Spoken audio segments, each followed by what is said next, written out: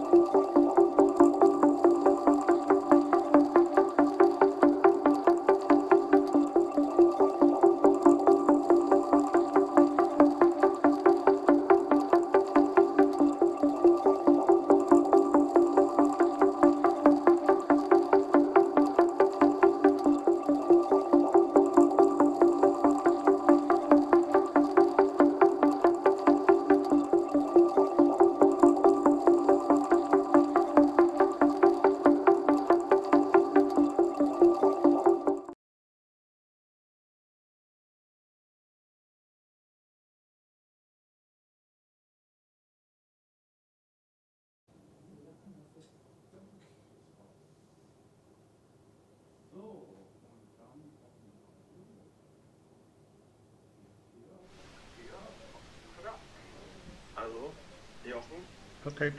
Ich würde jetzt auflegen und dann starten wir. Also noch, dann zähl bis von 3 runter. Ich lege jetzt auf, ja? Mhm. Viel Erfolg, bis gleich.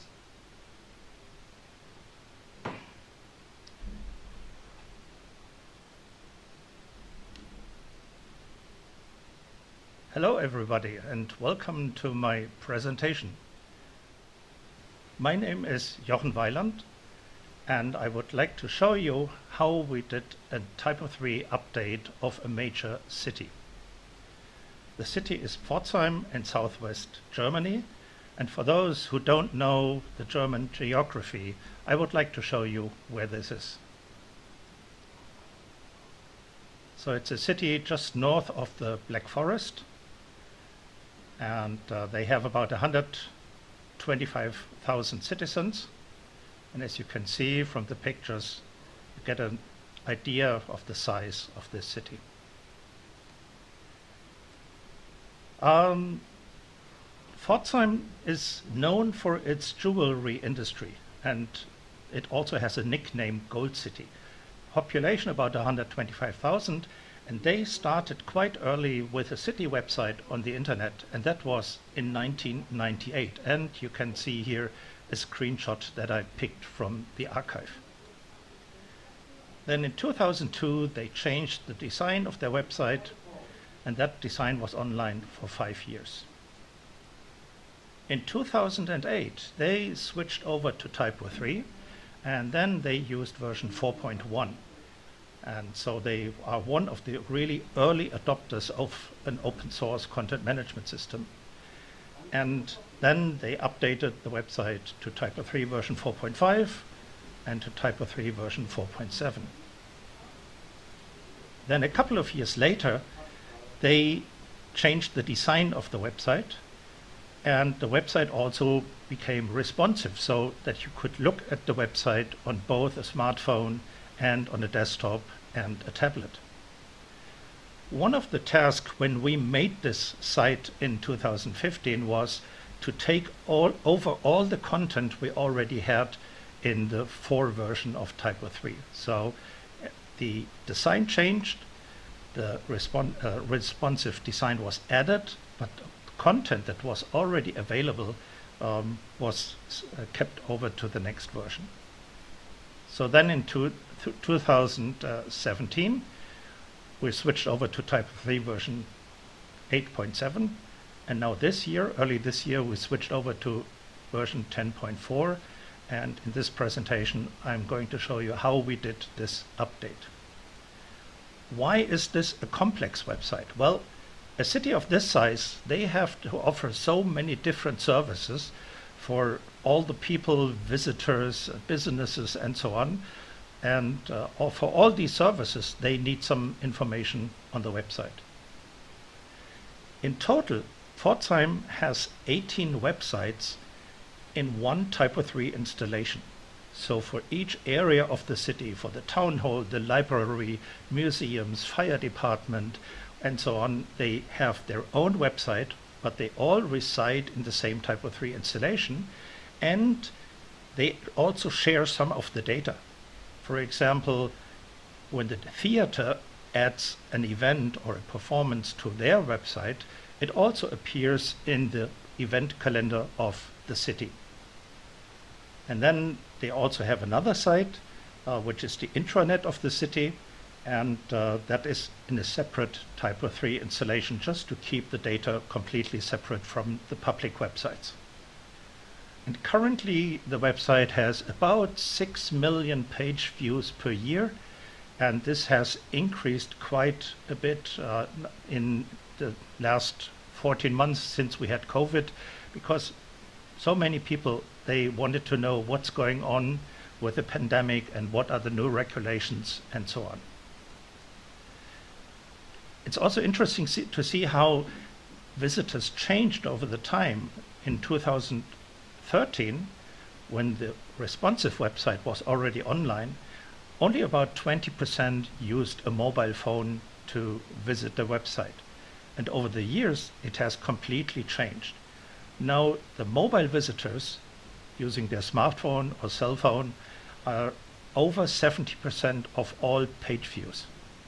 And the desktop usage has gone down accordingly. Interesting that the use of tablets remained mainly constant over all those years, so it's about 5 to 6% of the visitors are using a tablet. A couple of statistics of this project: in that one TYPO3 installation, they have about 16,000 pages with 84,000 content elements, 63,000 media files like images, PDFs, and so on, about 10,000 news items, 8,000 events. They have 516 backend users, and you can see they are distributed about 280 backend user groups, so the rights for those users are completely different. Then they have also a lot of front-end users who can, for example, enter their own events and data into the system. In addition to the TYPO3 data, they are also working with some external sources of data. For example, the cinema program and some theater programs are read in with either XML or CSV. And there's also a government service, an e-service, where we access the data from the API. So the government of Baden-Württemberg is updating the data, and this is being fed into the TYPO3 system. On the other hand, we export all the event data to a local newspaper, which then prints the daily event calendar. So the project, the task we had to do is update from TYPO3 version 8.7 to version 10.4. so we are skipping version 9. And they also wanted to have a new design for all of their websites. And well, they wanted to have no downtime, so the site should be available all the time, because especially during the pandemic they had to update data on a daily basis, and we couldn't make a freeze time of a couple of weeks or so to update the site. So the phase 1 was just a technical update from version 8.7 to version 10.4. So no new features were added, no extensions were added. It was just a technical update. The system is using a total of 22 system extensions, and our strategy is that we are using core extensions whenever possible. So if you keep the number of extensions low, then you don't have to update so many extensions. For example, in the old version of the website, we were using PowerMail, and in the meantime, we have Forms as a core extension, and so we switched everything over from PowerMail to Forms, so we have one extension less that we have to care for. And then we have this great TYPO3 extension repository, so where so many people and agencies publish the extensions they have developed, and there is a really good resource on extensions that you can use for your projects. And this is also what we did for the city website. So whenever we had we needed some functionality for the website, we look in the extension repository, is something there that we can use for the project, and yes, then we use it. Or if we can't find an extension that does what we need, then we do a special extension for that. We create an extension, and so we created a total of 32 custom extensions for this project, like the event calendar and all these things that are all extensions that we developed for the city of Pforzheim. And this is also what the city wanted, and they really understand the benefits of open source. They wanted us to publish all those extensions so that other people can use it and other people can contribute it. And we actually had quite a number of very good contributions from other people to those extensions. So all the extensions we developed, they are available for everyone, either on the TYPO3 extension repository or our GitHub repository, and also on Packagist. Now, when you normally do an update of a TYPO3 site, which may be not so complex, the typically what you do is you make a copy of the live site, and then you introduce a freeze phase where the editors don't change the content.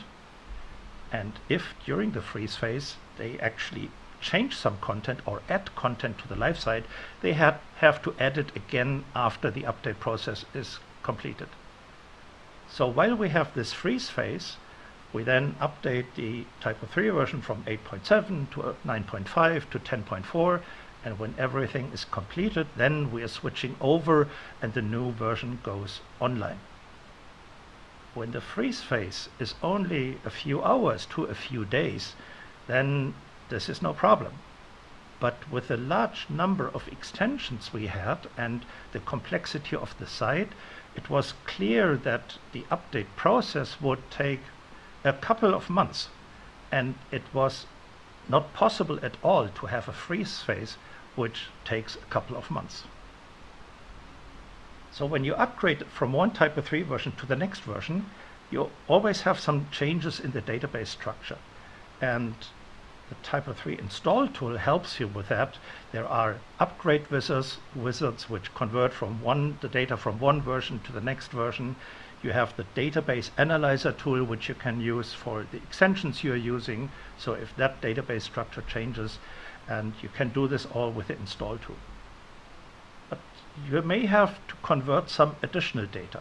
For example, in TYPO3 version 8, we were using real URL for the speaking URLs, and in TYPO3 version 10 we are using the slugs, and so we had to convert all the existing links in real URL, we had to convert them over to using the slug field.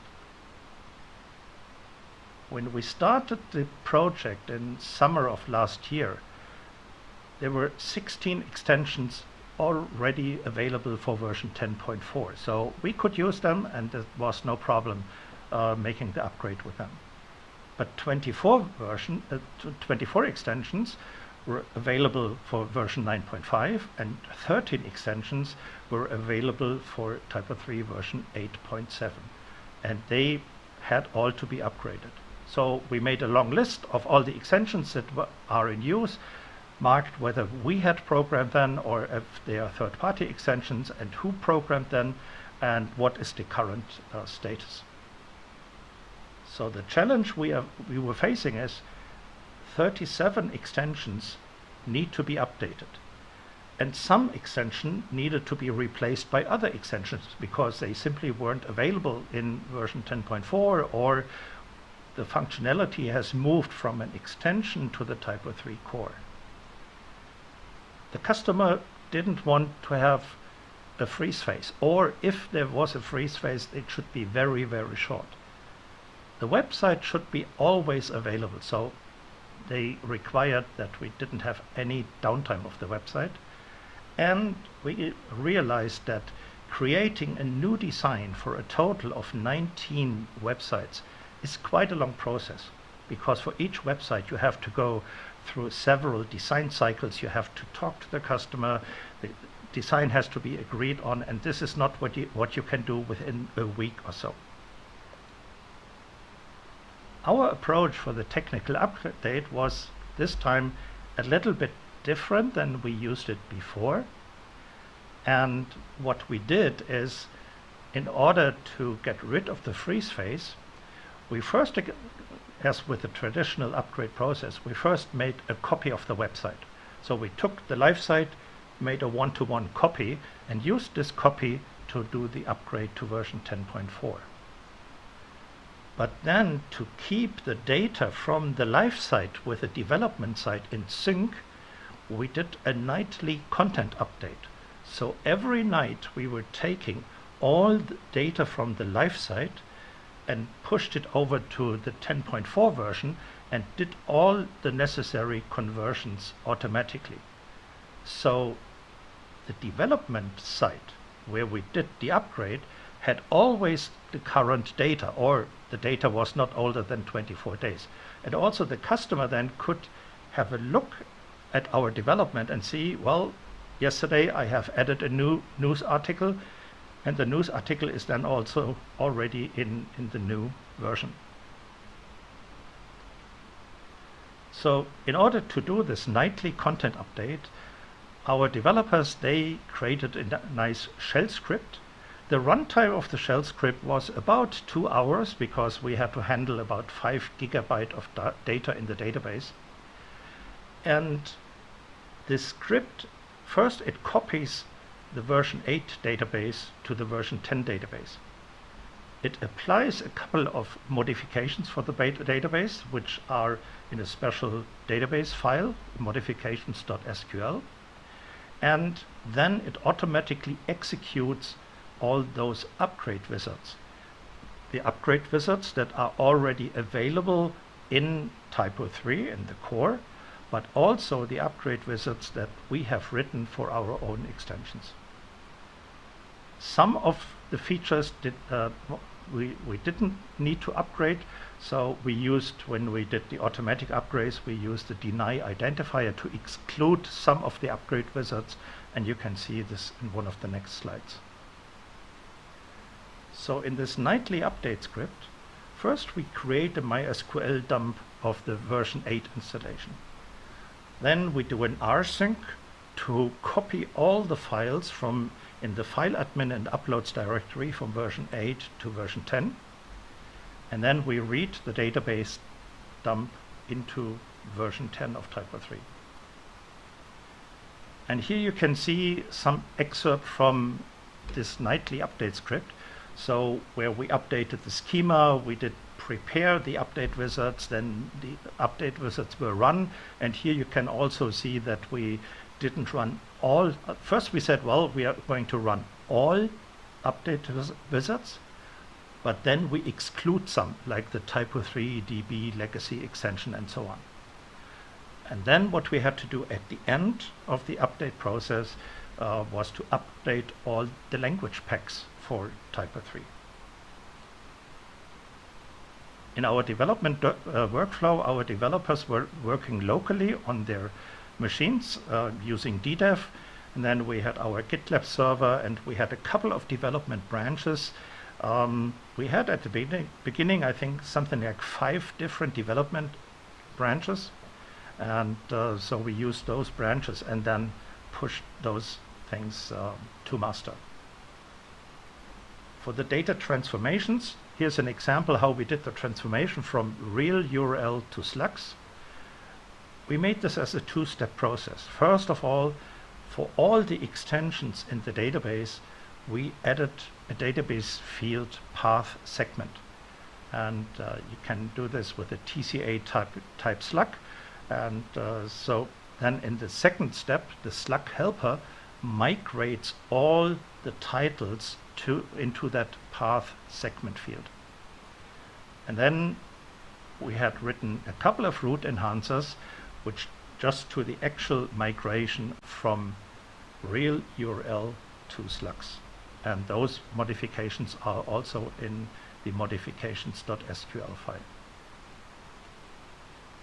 Here you can see an excerpt from that file.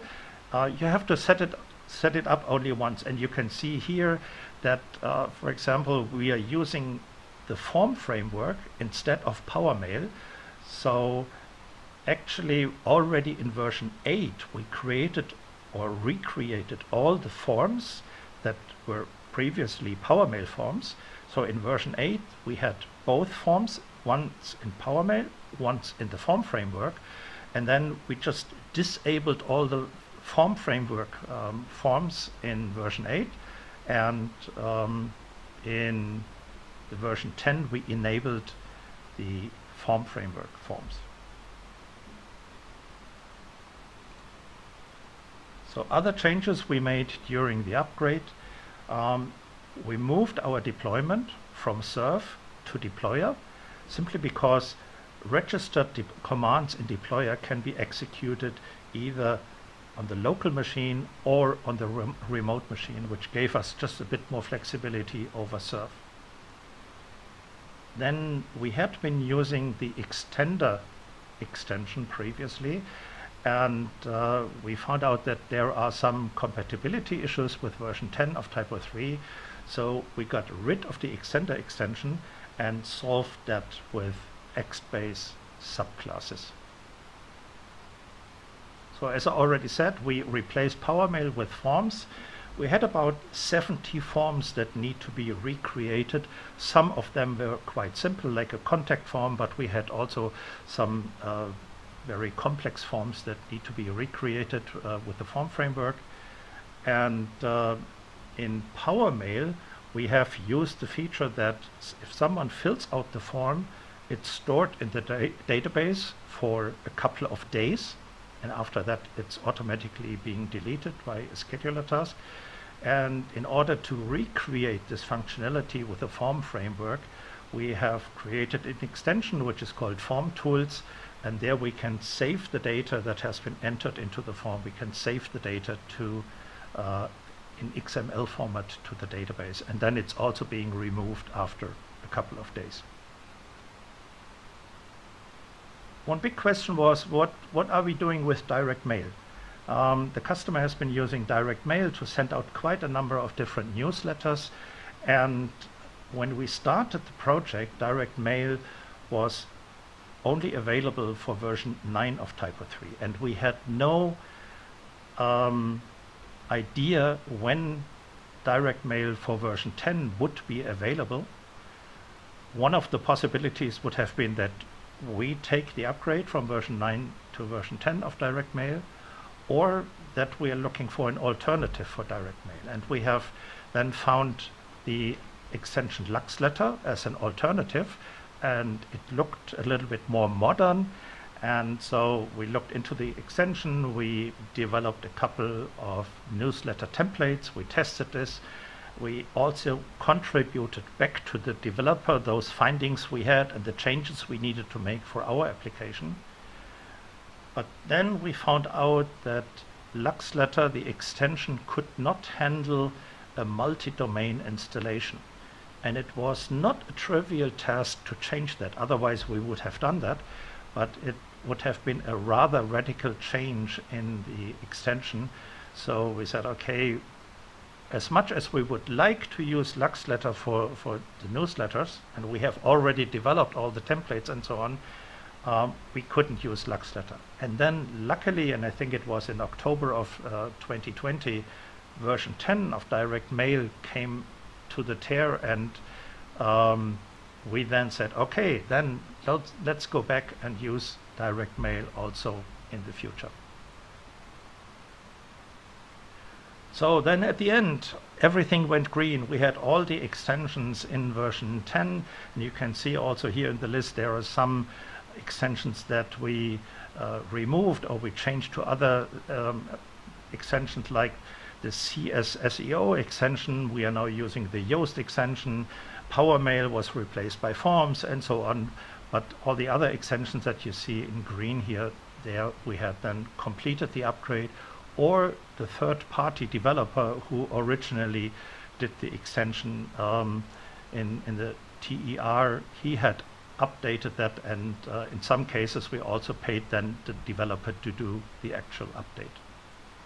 So after that, phase 1 of the upgrade was completed. So we had the website now running on version 10.4. There were no visible changes to the outside because the website still looked the same. It used the design of version 8, and but the technical base now was TYPO3 version 10. Now we could move on to phase 2, making a new design for those 19 websites. In the redesign process, we first created a base design for all sites, which is based on the corporate design of the city of Pforzheim. But then each website gets its own look, but still you can see, well, this is one of the city websites because they have some common elements. And also some elements that we are using, like addresses, icons, buttons, navigation, links, they all share the same design across all sites. And what we did is we created a style guide, which is actually included in the website itself.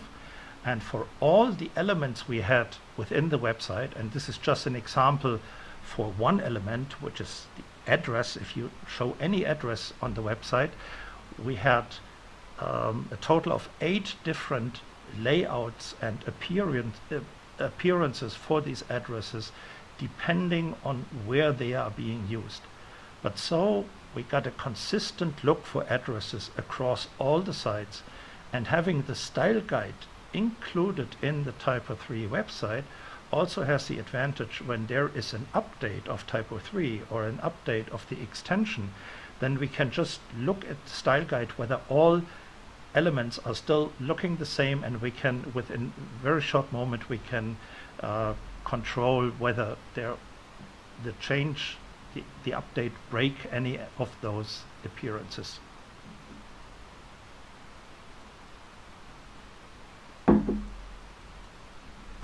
So what you see here on the left side is the old design of the website. On the right side you see the new design. It's not to scale, but in order to show all of the new site, I had to shrink it a little bit. The content on the left side and on the right side is the same. It's the same text, same images, same functionality. But you can see that the style or the layout of the site has been changed. In the old design, we had a menu in the left column, and then in the main column we had some elements that used the whole width of the main column, and then the main column was divided between a left and a right column. Now in the new website, all these elements are underneath each other, and so a couple of these elements had to be moved. So we had some elements, the menu items went to buttons on the top. The items we had in the right column, they were moved down to the bottom of the page, and so on. And in the back end, of course, you have to make also these changes. So you have to move around the content for the new design. You have to move around the content from the right column to the main column, and so on. In order to do this, and we had this one installation with 18 websites. Now, some websites are still using the old design, and some websites are going to use the new design. So we actually had 2 site packages installed, and one site package was for version 8 and one site package then was for version 10. And we needed to make some precautions that those site packages are not competing against each other. But so we had to put some of the settings, we had to put them into the backend, into page tsconfig and so on, and not into the site package files. Because when you put it in the site package files, whoever is loaded the last is then wins.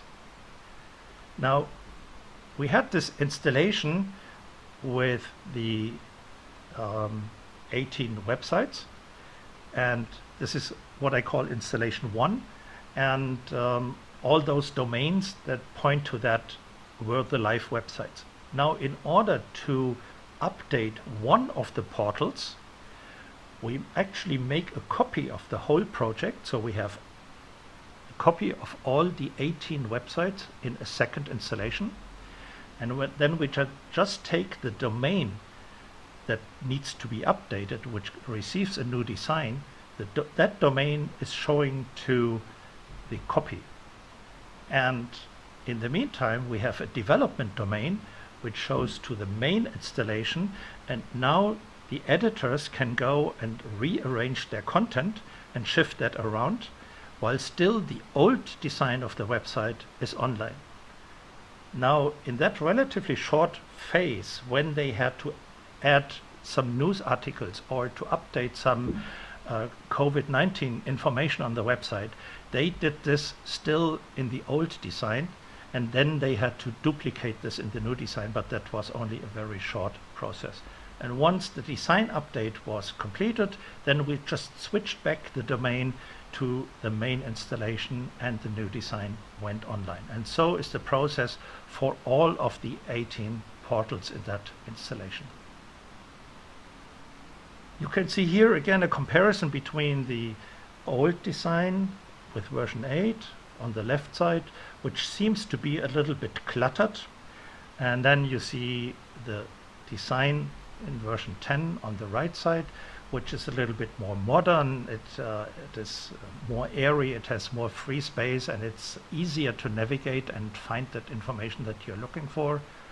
Also, we had to make sure that all of the content on the website is accessible, because a couple of years ago that was still optional for cities, and now it's mandatory, so that the website is completely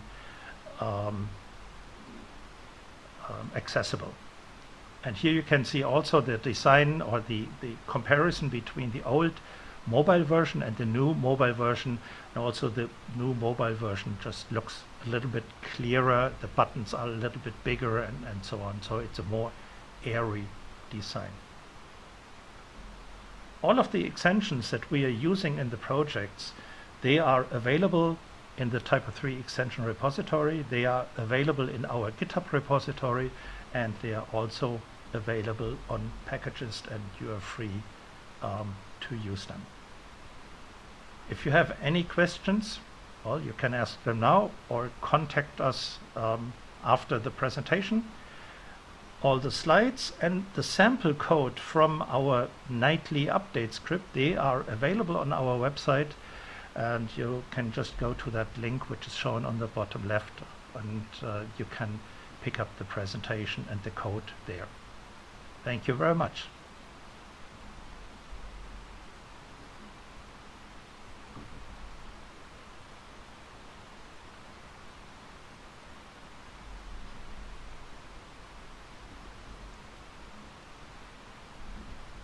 So are there any questions?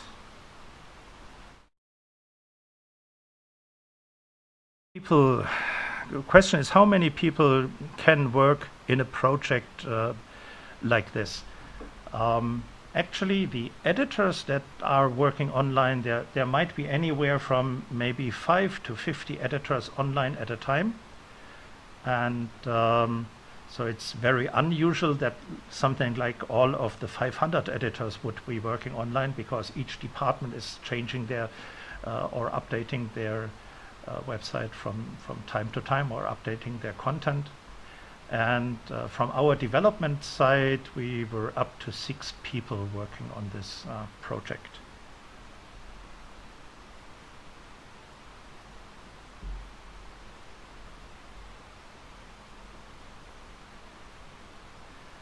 Okay.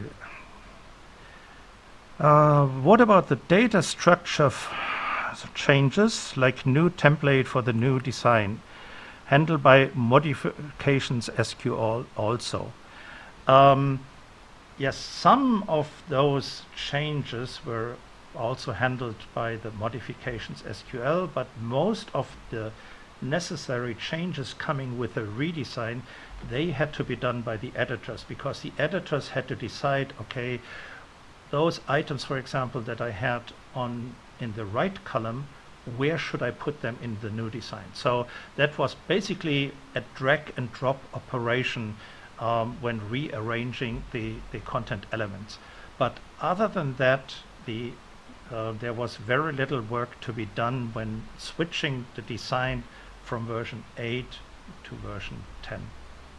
Because the content is basically the same, but some content elements, however, needed to be rearranged, and also in the process, of course, some of those content elements have been updated. Why did you, Benjamin Godfrey is asking, why did you prefer to use a modifications SQL file and did not write upgrade wizards for the content data? Well, actually, most of the work is done in upgrade wizard. So for all of our extensions which needed a new or had a new database structure or whatsoever, we have written upgrade wizard that were executed. What we have done in the modifications SQL file was more like disabling PowerMail, enabling the forms framework, and like some of the changes had to do with the backend user rights, where we had to modify some of the backend user group settings. So these were done in the modifications.sql file, and all the other things were done by migration or update wizards that we have written for our extensions. But what I will also put up on the website, what I have not done so far, I will put a copy of that modifications.sql file so that you can have a look at it. It's not so much which is in that file, so most of the things are done in the upgrade wizard. Okay, the next question is, do you manage the migration only with TYPO3 core functionality, or did you write some custom migration code, like a migration extension? Well, not with a migration extension, but as I said before, with migration wizards that we have created for our extensions that were necessary. And also, I think, for some third-party extensions where the database structure changed, but the extension did not provide an upgrade wizard, there we have changed this. Also, when you take the upgrade wizards from the TYPO3 core, these upgrade wizards can only make an upgrade from one version to the next version, like from version 8 to 9 and 9 to 10. However, we were doing that upgrade from version 8 to 10 in one step, so we actually modified some of those, or extended or backported some of those upgrade wizards so that we can do the whole migration in one step. Okay, Daniel asks, how do you include the style guide? Well, the style guide are just a couple of content pages in the website which are not visible to external users, but which we can just view it. And I think we have something like maybe 30 pages. And for each extension, we have the various views, like a list view, single view, archive view, and so on. For all of these elements, like buttons, icons, or like you have seen on the address, we just put examples on each of the variations of the content onto pages, and then we can just look to them, or even use automated tools when we do an upgrade that would basically take a screenshot from before the upgrade, compare it with a screenshot after the upgrade, and then you can also automate this checking. Okay, this was the last question. Thank you very much for watching this presentation. If you have any questions, just give us a call, write us an email, or use one of the social channels. You can download the presentation and the sample code from our website. And well, enjoy the rest of the TYPO3 Online Days 21. Bye-bye.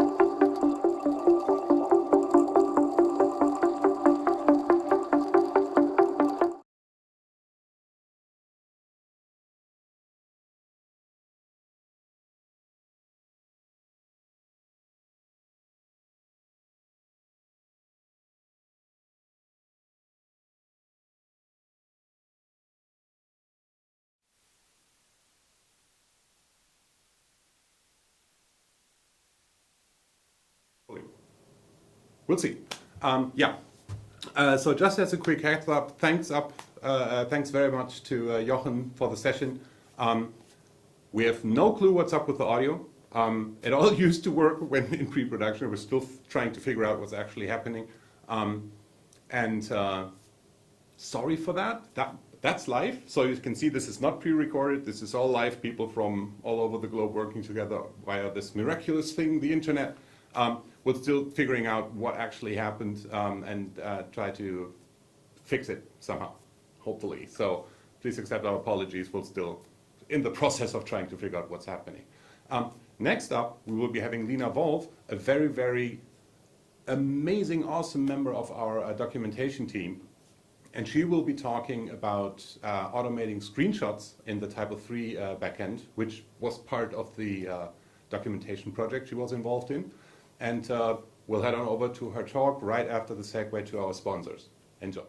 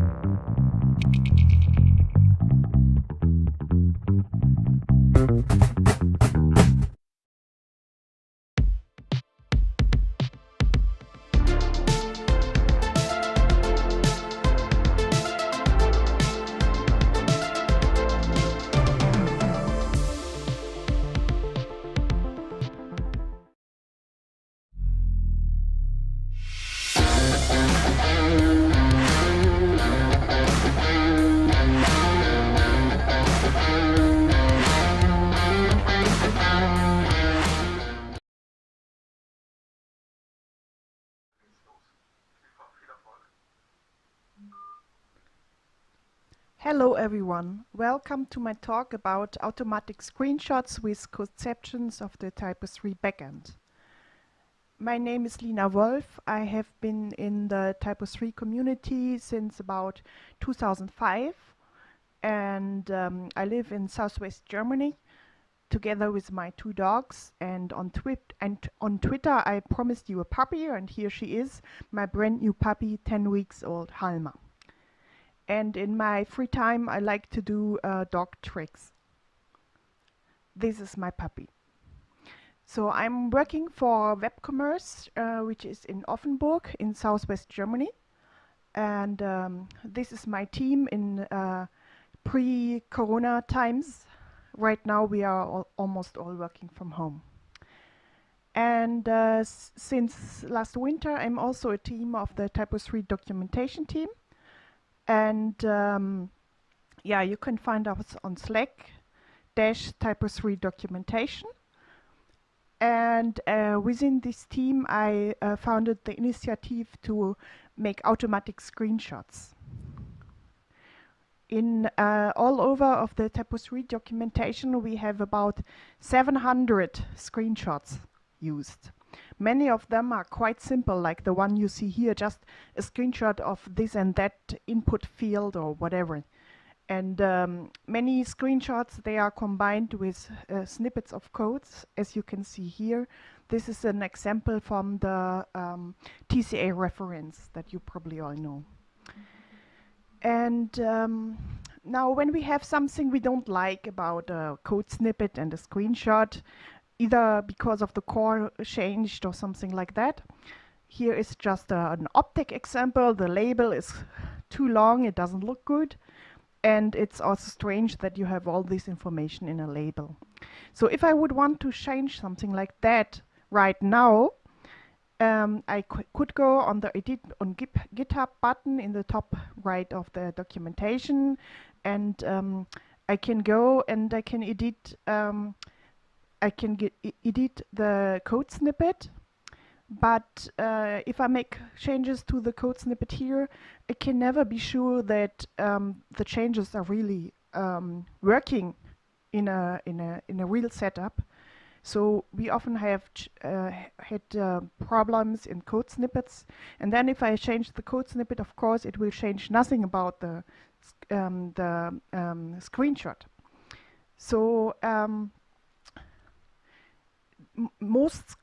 many screenshots in our TYPO3 documentation come from just a handful of extensions, like the style guide extension, which is a developmental extension of the core. And when I have a look in here in the GitHub, in the Git of the style guide extension, I can see that the very thing I wanted to have changed in the documentation is already changed. Just the screenshot didn't get updated, and neither did the code snippet. So what I want to have instead is that changes to an extension or to the core update the screenshots automatically. And in the new setup, it just looks like this. When you hit the Edit Me on GitHub button, there is an include of the screenshot here, and include of the code snippet below it. And whenever they are updated in the original extension, they also get updated in the documentation automatically. So in the background, we have a screenshots.json file which defines how the screenshots are taken. This is just a very simple example now. I will give you more complicated examples later.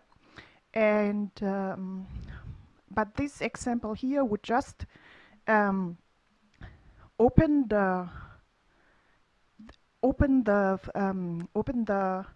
table and record which had been defined above, and would take a screenshot of the field with the name input 28 and save it to a file name input28.png, and create a REST file for inclusion in the documentation with an according name. And the code below would just create an according code snippet.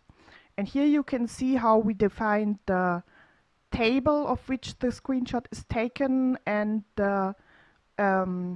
how the UID was set, and the UID was actually selected. There isn't a fixed UID, but we can do a select to get the UID. Now, how do we achieve all of this? So this is some of the technologies we are using. We are using Docker and DDEV running on Docker, and we are using Codeception, which is actually a testing framework, but it can be used to also used to create screenshots, and that is what we are doing. And we also use some kind of automatic Chrome browser. And of course we use TYPO3, but we don't only use TYPO3, we also use parts of the TYPO3 testing framework. In the background then it looks like this. We have the screenshot runner, and the screenshot runner reads actions from a screenshot JSON, like the one you have seen before.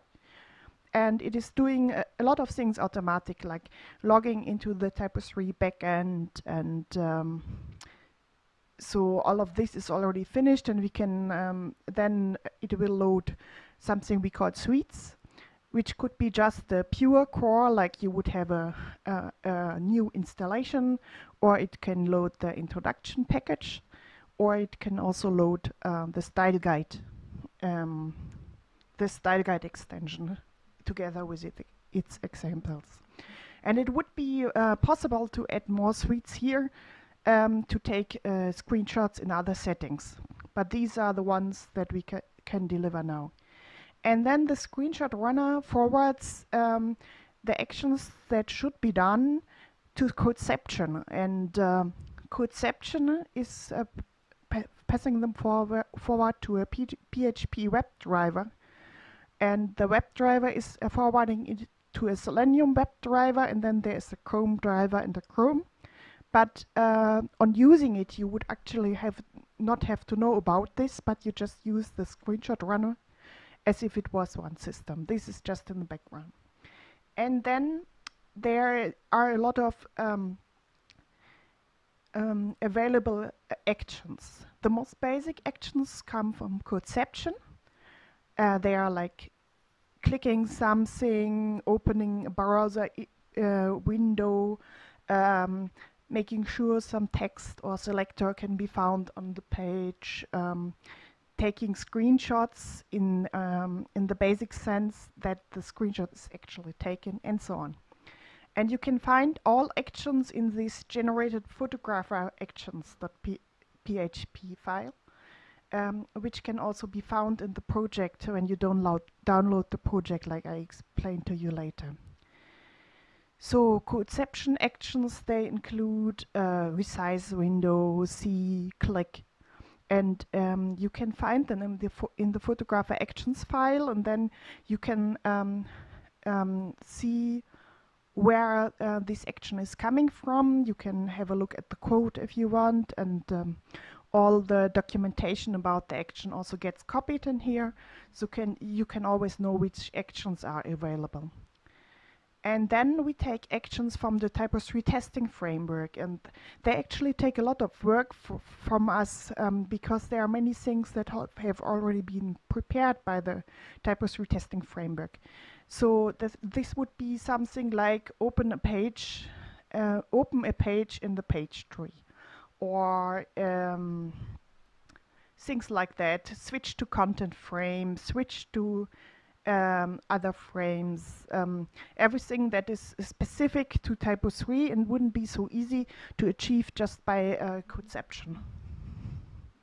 And then we have the special TYPO3 screenshot tools actions, and there would be actions like take a screenshot of a field or of a record or of a module, draw a box, draw an arrow, make a code snippet, all of these things that we added to the testing framework. Now, of course, what I described before was like a very, very basic example, but what we often need is something like that. We have a screenshot of the backend, and we want to add some annotations, and in the past it was like this. These screenshots were always taken manually. So for example, you would be in a 10.4 manual, but the screenshot is actually from 9.5.5. And when you can switch to between different versions in the official manuals, and then you can see what screenshot looks like before, and everyone just made them kind of in the way he chooses, so they have been very different. And this is like a very old screenshot. So you can download the project that we made from GitHub. I will show you the GitHub page later. And after you download it, you can do a ddef install, and it will do all of the installations on your machine automatically. Of course, there is some composer in the backend and so on. But we have tried it out on different systems. It worked on Windows, it worked on Linux, so it should be, and I think someone tried it on a Mac too, so I think it should more or less run on any machine that can run Composer and ddef. And you would need Composer 2.0 because we only have a program for TYPO3 11 now. And then you will get you can do ddef launch, and then you will have a TYPO3 backend in which you can try things out to find out which are the clicking paths to achieve your screenshot. You can try out the introduction package here, or the style guide, or just a plain TYPO3 installation. And then there is also the screenshots backend tool where you can make screenshots or where you can compare and copy them. Textual files can of course be compared with Git quite easily, but images cannot be really compared on Git, so we needed something better here. Now, after you installed the program, you can do ddef fetch manuals, and it will give you all the official manuals which already have some Codeception support. Momentarily, those are only two, the Getting Started tutorial and the TCA reference, and both of them are not finished yet. Or you can just do ddef init screenshot JSON, which will just give you a plain project with nothing else in it, and a screenshot JSON with some examples of what we can achieve now. If you would want to add a screenshot JSON to your own tutorial or extension, you could also just do it by calling the ddef screenshot JSON and your project name, which you have put in a certain folder before that. So that would be possible. And after you called it, there's a brand new file. It is called screenshots JSON, and it just has some examples in it. And now you can go to the TYPO3 backend and can just run the screenshots. And yeah, you can pick which kind of screenshot JSON you want to run if you have several, and which kind of environment you want to run if you have several, and so on. And after you run it, there will be a new folder, the T3 docs generated, which contains all the pictures that have just been made. And then you can go to the compare and copy section. And this one is comparing all the images, if there have been images of the same name in the same folder in the manual before. And it also you can also choose which kind of screenshots you want to copy, which you don't want to copy, and you can also copy other files here. So the more complex example before,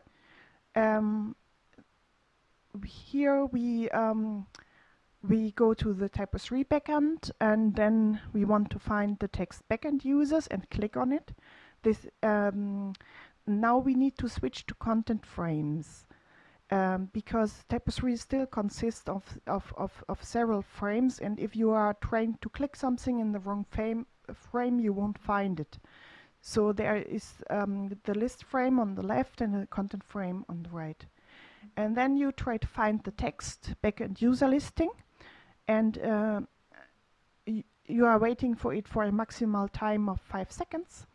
And then you can take a screenshot.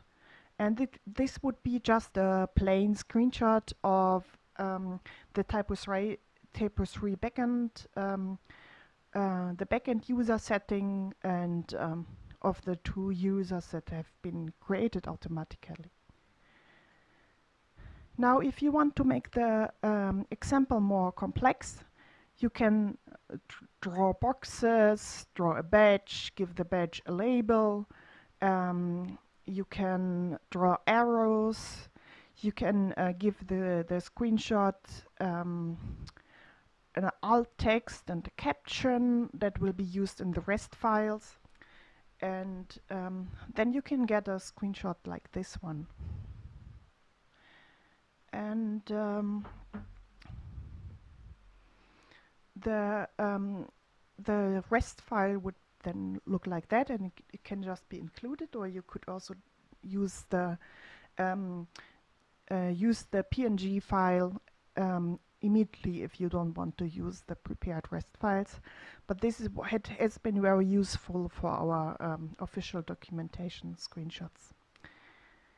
And so this is what the screenshot already looks like. You can actually find this in the master version of the Getting Started tutorial. It already has the one automatic screenshot. And in future we plan to not only run this on a local machine, but also automatically run it. Just like you can run automatic tests, you can also run automatic screenshots then. So if we would only run this every half a year or something like that, it would most certainly break.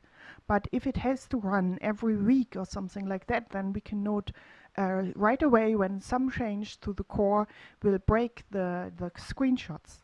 It can either be that, for example, there's a text change and we don't find the text anymore, then we have to change the screenshot JSON. But it can also be that something really broke and doesn't look anymore the same way like it looked before. So in that case, it could also be another useful testing device. Yeah, if you want to find out more about our project, we are also on Slack. We are called 3C Docs Zig Screenshots. And you can find us also on GitHub. And you can download everything I just showed to you on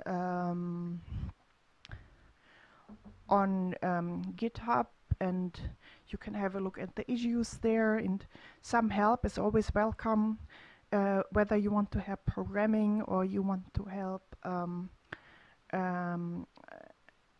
or whether you want to help by converting screenshots in the manuals. And we are also looking for people who would maybe like to automate the screenshots of their extensions, or even of a customer project maybe where there's backend documentation, because I think it would be really interesting to also automate these kind of screenshots. Right now we only have a budget for some pizza and we have a puppy on our calls. But we hope we will get some more budget in the future, and then maybe we can also hire some people to do some work on this. But right now we're just working for pizza, and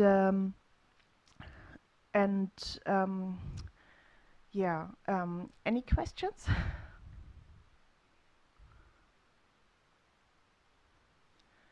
I think I'm 4 minutes early. I don't know if there are any questions yet. Or is my Slack maybe not working?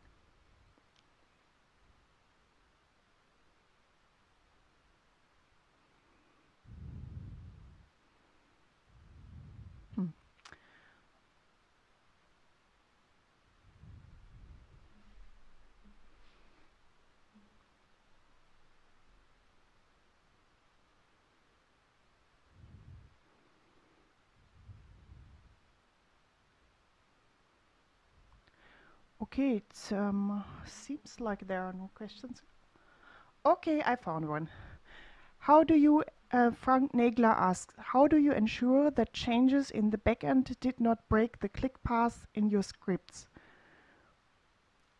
For example, what happens if an identifier or identifier or class changes? Yeah, we can of course not prevent everything. We try to use those IDs which are the least likely to change, or we are using texts that are visible in the front end. But of course, something will always break. It's just the same like with tests. So it's important to run the screenshots very often so you can detect the changes early, and they are just a few changes and then they are easy to fix.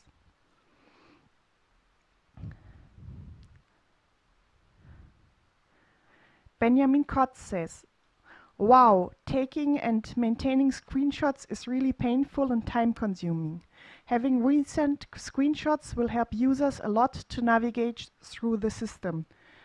Thanks a lot for all the efforts. /T3 kudos. Thank you.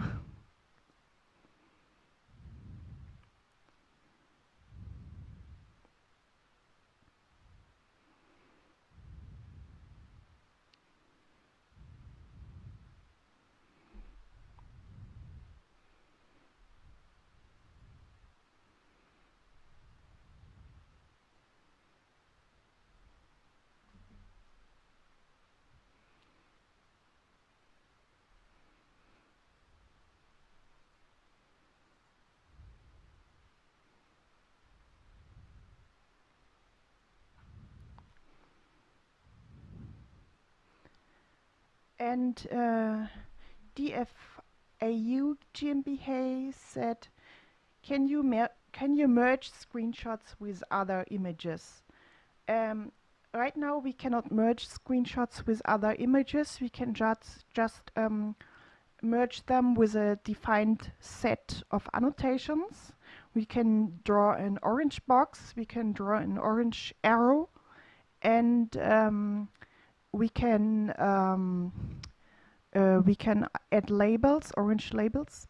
But it would be possible to do anything that you can do with JavaScript here, which you could do with JavaScript in a browser here. So it's important, it's possible to do a lot of things, and it would be possible to make an extension for that.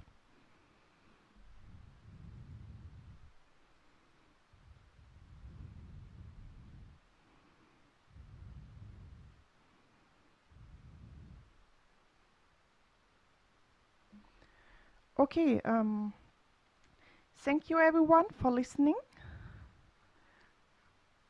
And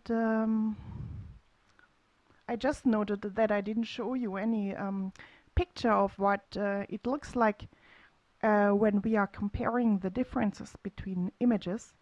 It looks like this.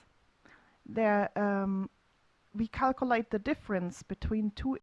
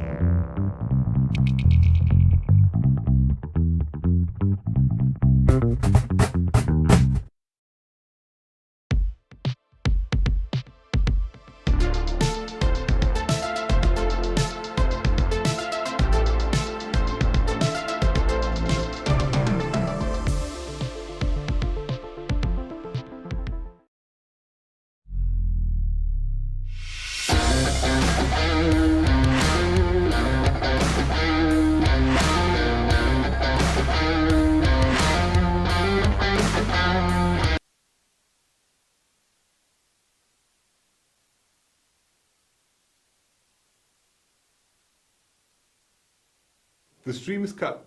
We don't know why. We're still taking a look at the logs if YouTube provides them to us. So sorry for that. But Lina answered all the questions. The part that we still heard from her was like, okay, there's no more questions. Enjoy. We will be here back shortly with the next talk by Lars Steffen. And see you soon.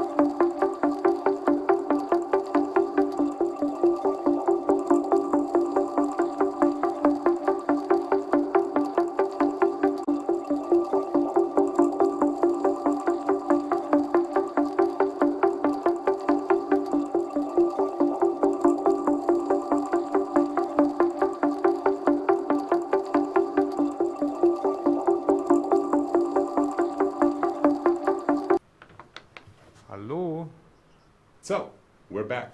After the short break, because Lina finished quite early. Gut.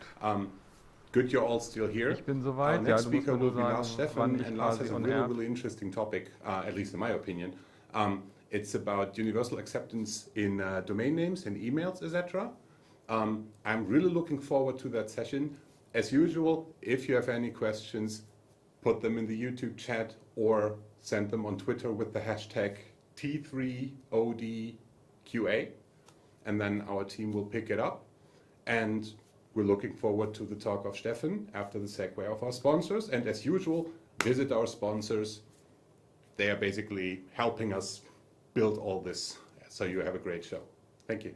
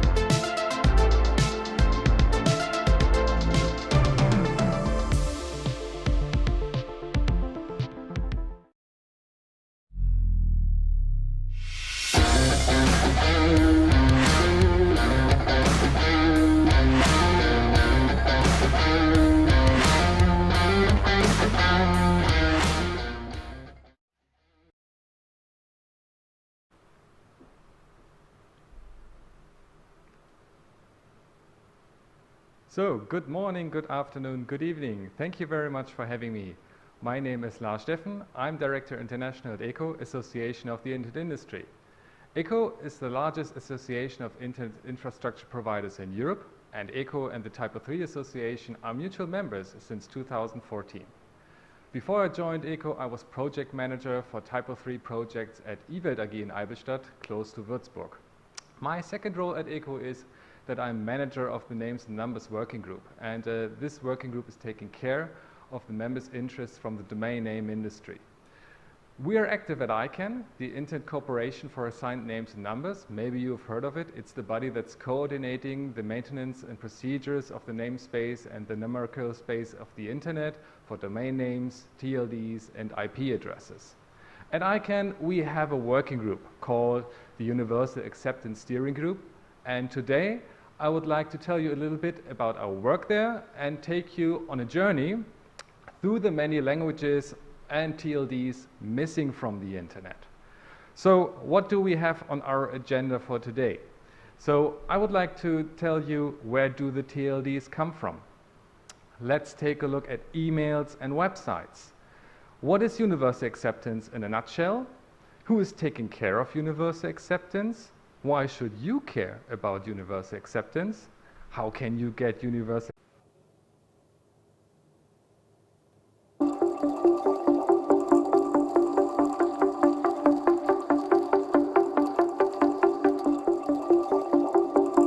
And this whole thing also got accelerated in 2016 with the introduction of more than 1,000 new GTLDs that are marked in orange boxes like .bank, .global, .london, .vote. They all were added to the world of TLDs. So the Internet is adapting so that we can continue to expand the Internet for more people. So what has really changed? So it changed that there are even more top-level domains available right now. They are not just 2 or 3 characters in length. So as you can see on the right-hand side, .account is much longer than just 2 or 3 characters. They are not just longer there in ASCII. So as you can see on the right-hand side, there are different scripts available, like Cyrillic, like Japanese, like Hebrew, like Arabic. They are all valid TLDs today. And this list of TLD is no longer static. As I just pointed out, throughout the last years, thousands of new top-level domains have entered the market, are there to stay. More TLDs will come, but some TLDs also fade away. So just to give you an example, the top-level domain of Yugoslavia, .yu, has been taken off the zone file because this country doesn't exist anymore, and has been replaced by a number of different other ccTLD top-level domains. And names are added and deleted frequently, as I just described, so the next round of TLDs will come up in the next years, and especially brands are looking for an opportunity to get their brand name being registered as a top-level domain. And in combination with this, mailbox names that are attached to those top-level domains are also not longer just in ASCII. So let's take a look at emails and websites. So this is the typical anatomy of an email address. So you have a username, you have the second or lower level domain name, and you've got the top-level domain. And as you can see with this example, the mailbox name can be in ASCII or in Unicode nowadays. Second and lower level domain names can be in ASCII or Unicode nowadays. And those can be represented as Unicode U-label using Unicode, or ASCII A-label, what people may know as Punicode. So also on the top level domain level, represented here by the example of .billion, it can be possible nowadays that it is in ASCII or in Unicode for native scripts next to Latin script. And also here the Unicode can be represented as U-label or A-label. And they can be much longer nowadays than just 2 characters that we might know from .de or 3 characters from .com. They can be up to 63 characters in length nowadays. And some good examples are .technology or .photography. And Given that, it might be useful to validate those TLDs from the DNS and not to some static, obsolete lists that some people still put into their software, services, and applications. But we will come to this later as well. So given that there's much more opportunity given to the usage of language, in the usage of different TLDs in character length nowadays that we had in the past. But what happens when you try to use these new opportunities? So if you would like to try to send an email based on this emails and based on this new TLDs, based on scripts, as you can see in the second row with Arabic, there you have also the opportunity technically to write your email address and domain names from right to left. So if you try to send an email based on those emails that we have here in our example, and you push the send button, you will often see a warning that the software will tell you, hey, the email address that you just put into the field might not be a valid email address, so it might not be delivered. So this is exactly the point that we would like to discuss today. We would like to make sure that all emails and all domain names are ready to use for any end user globally.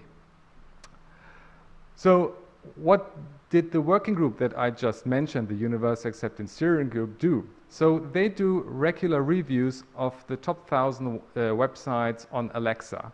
And you see a set of test email addresses that have been used throughout the last years several times.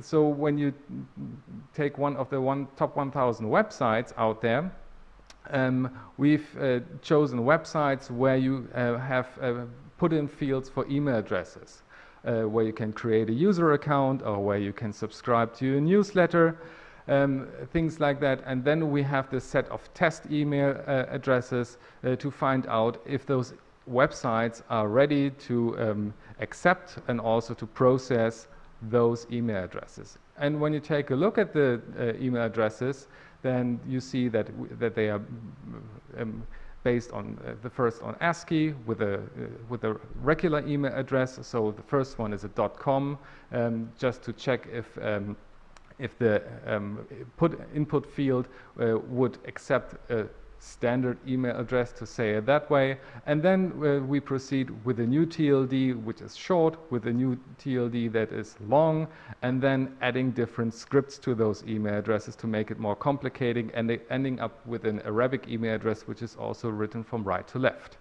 And you see on the right hand side of the slide the different percentages, how likely it is that those email addresses are accepted as a valid email address to register for a user account or to subscribe to a newsletter. And as you can see, the more different scripts you add to an email address, less likely it will get that this email address will be accepted by a website. So this is something that we would like to work on and to raise awareness that if you build websites that also give the possibility to register for a service, that those email addresses should be accepted in the future as well. Next to websites, the Universal Acceptance Steering Group is also testing on a regular basis programming language libraries and frameworks, command line network tools, EAI support in email software and services. We also did a survey on browsers, also on linkification. This is what we call when you put in an email or a domain name into an application, like a messenger, for example, that it will be automatically linkified so that you can click on it and get directed to the respective website. So this is what we do on a regular basis. And what we did recently is, when it comes now to content management systems, is that we did a review on WordPress. And of course, we're keen to collaborate with the TYPO3 community to do the same with TYPO3. So what we did with WordPress is we took a recent version of WordPress, we tested a number of plugins, which are based for subscription management, membership management, and event management. So all kinds of services where you have to put in an email, and we tested them for internationalized domain names, resource identifiers, and email addresses. And what we found out is quite the same what we regularly find out when we do this test of the websites is that as soon as the email address starts to include different scripts next to ASCII, or is even written from right to left when it comes to Arabic, more and more systems and plugins refuse those email addresses. And this is something that we would like to raise awareness about, and this is something where we would like to collaborate with you to change this in the future, if possible. And if you've got feedback on this, we would be more than happy to discuss this with you at the end of the session when we have some time for questions and answers. So what is universal acceptance in a nutshell? So universal acceptance in a nutshell is people from around the world can effectively use any domain name and any email address in any application for the personal and business use. Simple as that. So who is actually taking care of universal acceptance? So who is behind this universal acceptance steering group? So if you take a look at the website of this initiative, which is uasg.tech, you can see that there are a number of companies who are active in the domain name industry who are driving this initiative. And those are large registries and registrars like Affiliates, Donuts, and GoDaddy, ICANN itself, so ICANN is funding this initiative. There are different associations from the industry involved, like my association, ECHO, or from the US, the Internet Infrastructure Coalition. Also, Google with Gmail is heavily involved, and other organizations like APNIC, URIT for .eu, .asia, and also THNIC from Thailand. And last but not least, Microsoft is heavily involved making Outlook universal acceptance ready and is on a good path to do so. So they are one of the driving forces behind this initiative. So what is this initiative doing exactly? So this initiative is having a number of working groups. So there is a technology working group working on standards, best practices, and development platforms. There is a dedicated working group for email address internationalization. Of course, there's a communications working group to spread the word on the outcomes of this initiative. We have a measurement working group that's taking care of those surveys and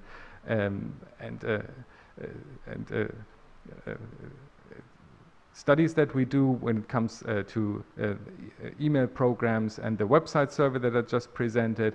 And we have local initiatives and ambassadors on board who provide workshops on a regular basis in different regions of the world. We have a strong community, especially in Asia, so in India and China, for example, but also in Russia and other parts of the world. And we reach out primarily to software and web developers, CIOs, also in public administration, and to influencers. And now we come to the question, why should you care? First of all, it's just be inclusive. So the next billion internet users will come primarily from regions where the native language and the native scripts are not based on Latin script. So those will be the next big wave who will enter this thing called the internet. Allow people to use their preferred identity through new GTLDs. Provide better accessibility to the world via internationalized internet domain names and email addresses. And by doing so, you can also reduce support costs and provide a better user experience. So what we also do in this group is to reach out to organizations and also to corporates when we find out that their websites don't accept those email addresses that I just presented to you. For example, I'm currently negotiating with a large food production company from Switzerland where the logo includes some birds, because they have websites when you try to register as a user and you try to use an email address which is primarily based on just based on ASCII, but you use a .berlin email address, for example, the system will tell you that this email address is not valid. And sometimes, if you can just change the validation code on your website, it's just a bug fix and not a big issue from our point of view. But this is something that we can discuss later. And of course, there is also some economic interest involved in this. So what we did as a Universal Acceptance Steering Group is that we also did an analysis with the consultancy Analysis Mason in 2017, and they tried to calculate what's in there. So because when you talk to corporates to ask them, please change your services, please change your software, please change your websites, they will always ask, what's in for me? Because everybody who is working in this industry, especially CIOs, they always have a full list of to-dos.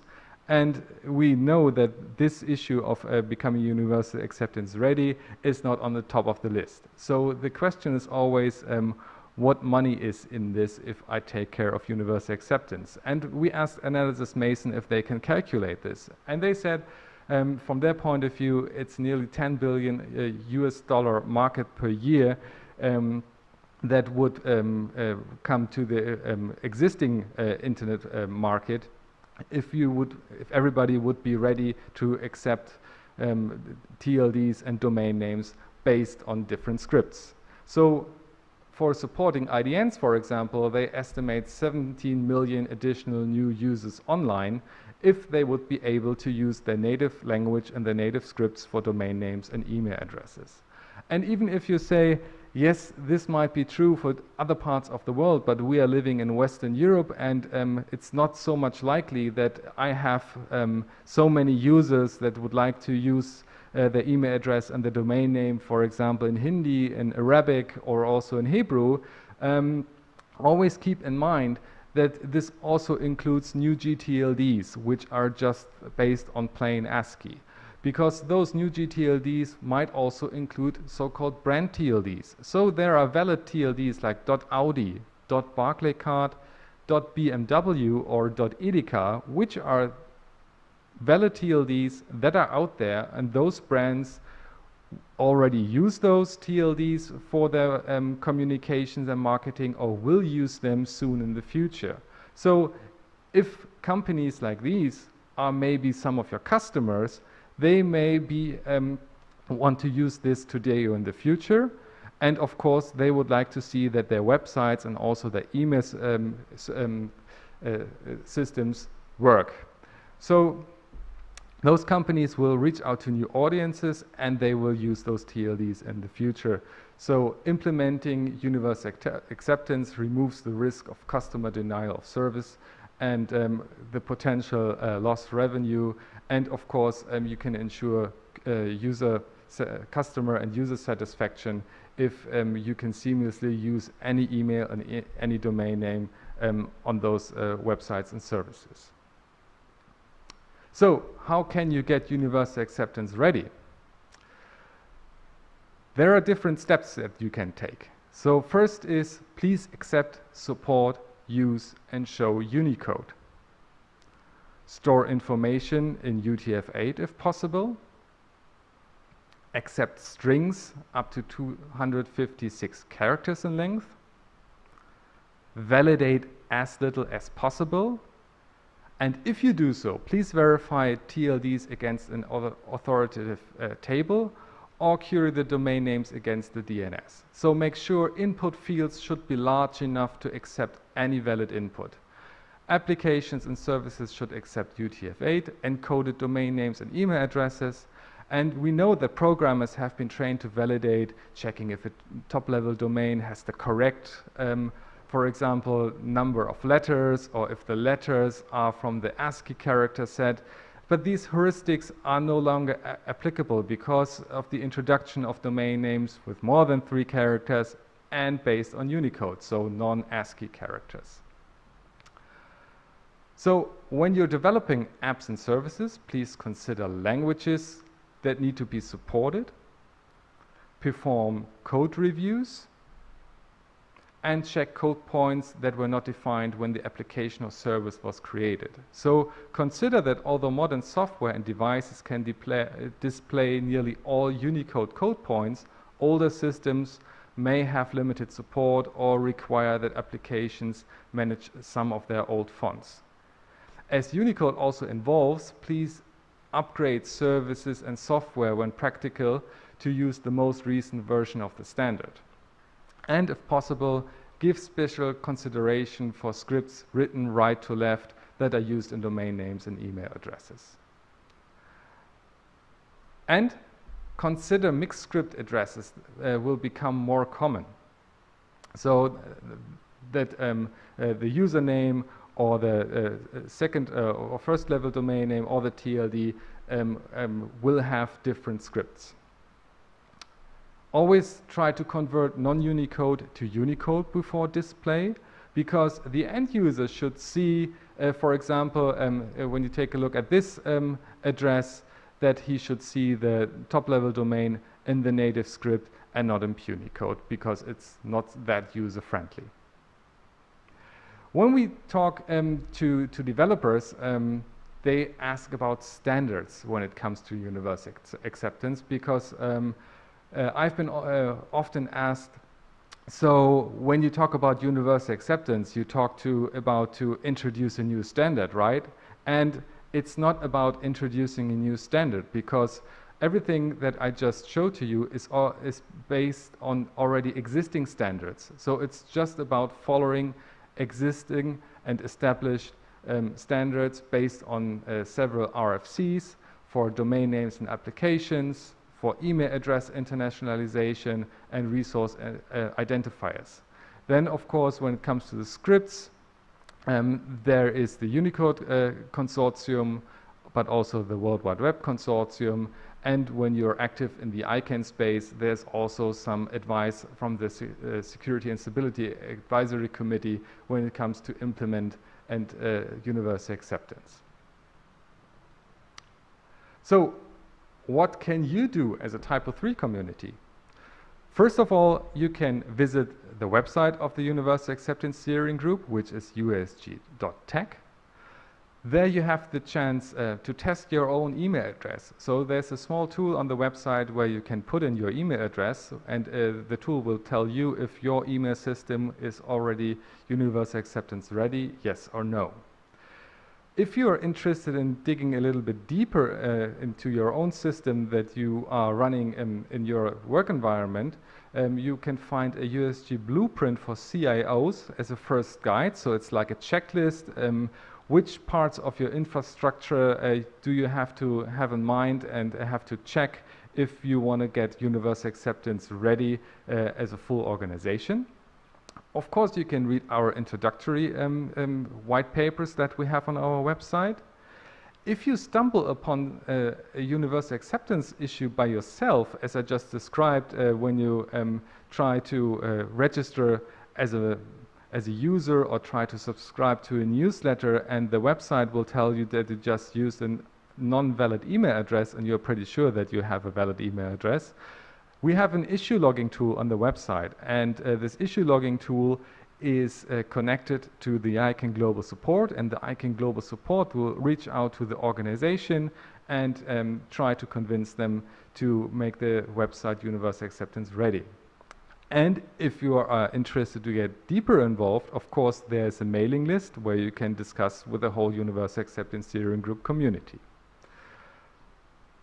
And last but not least, have more broccoli.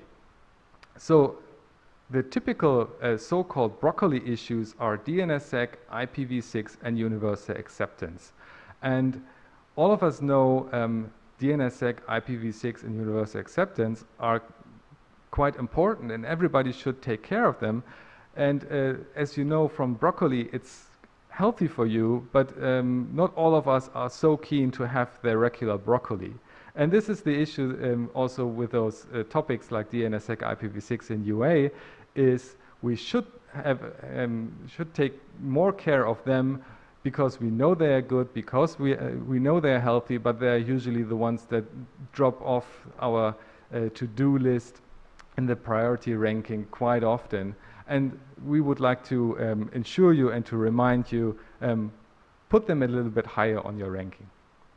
So if you're interested in this material that I just showed you and would like to have the slides sent to you after this presentation, here is the inventory of material that I put together to you, so you don't have to look for them on the website. So I have put them on 2 different slides, directly linkified, that you can directly download them. So that is the material that I would like to recommend to read. But if you would like to discuss further aspects and questions with me, there is also some contact information. And with this, I would like to thank you for your attention. And with this, I would be more than happy to take your questions. Thank you very much.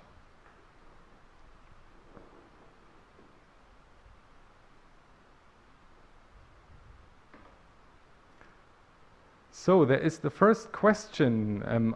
I am using, from Frank Negler, I am using an email on the TLD.Hamburg since the start of 2014 and still have a lot of moments every month where the address is not accepted.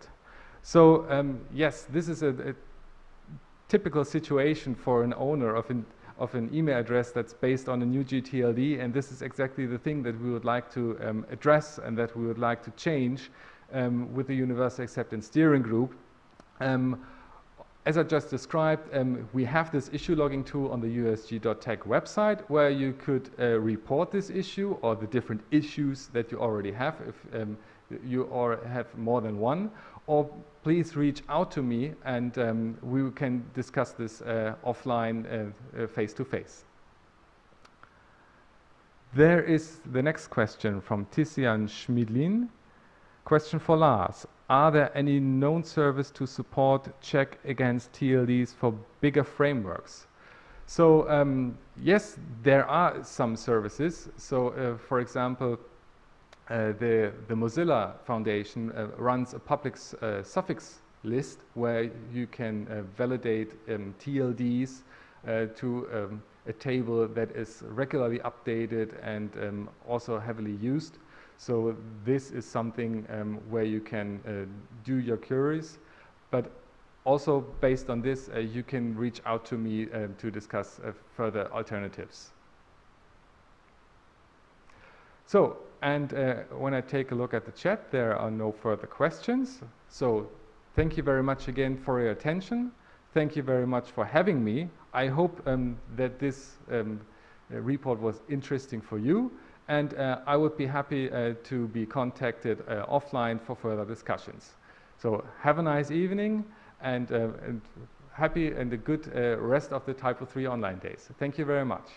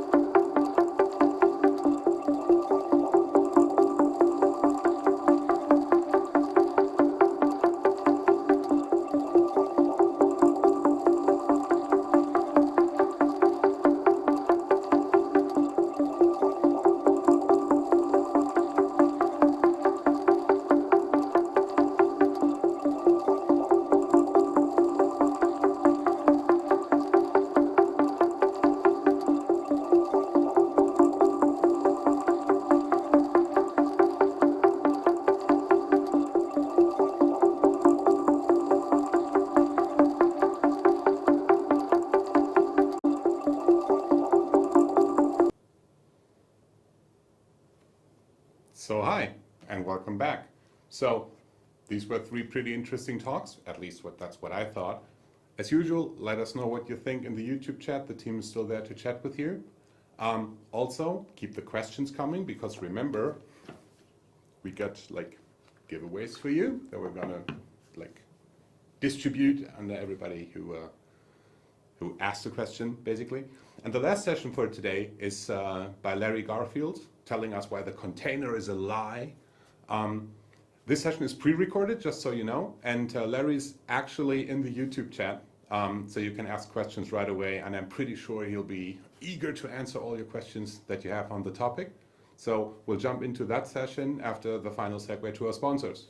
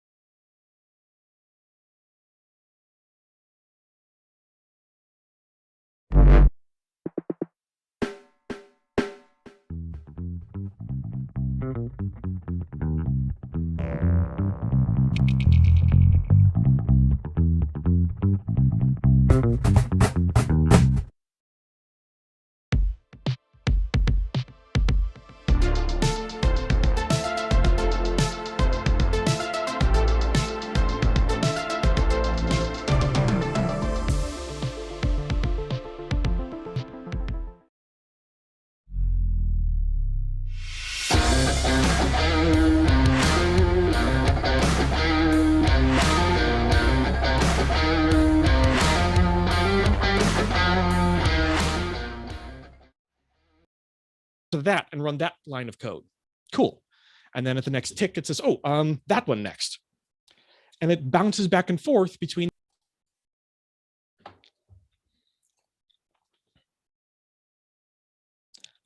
Hello and welcome to The Container is a Lie. My name is Larry Garfield. You may know me online as Krell.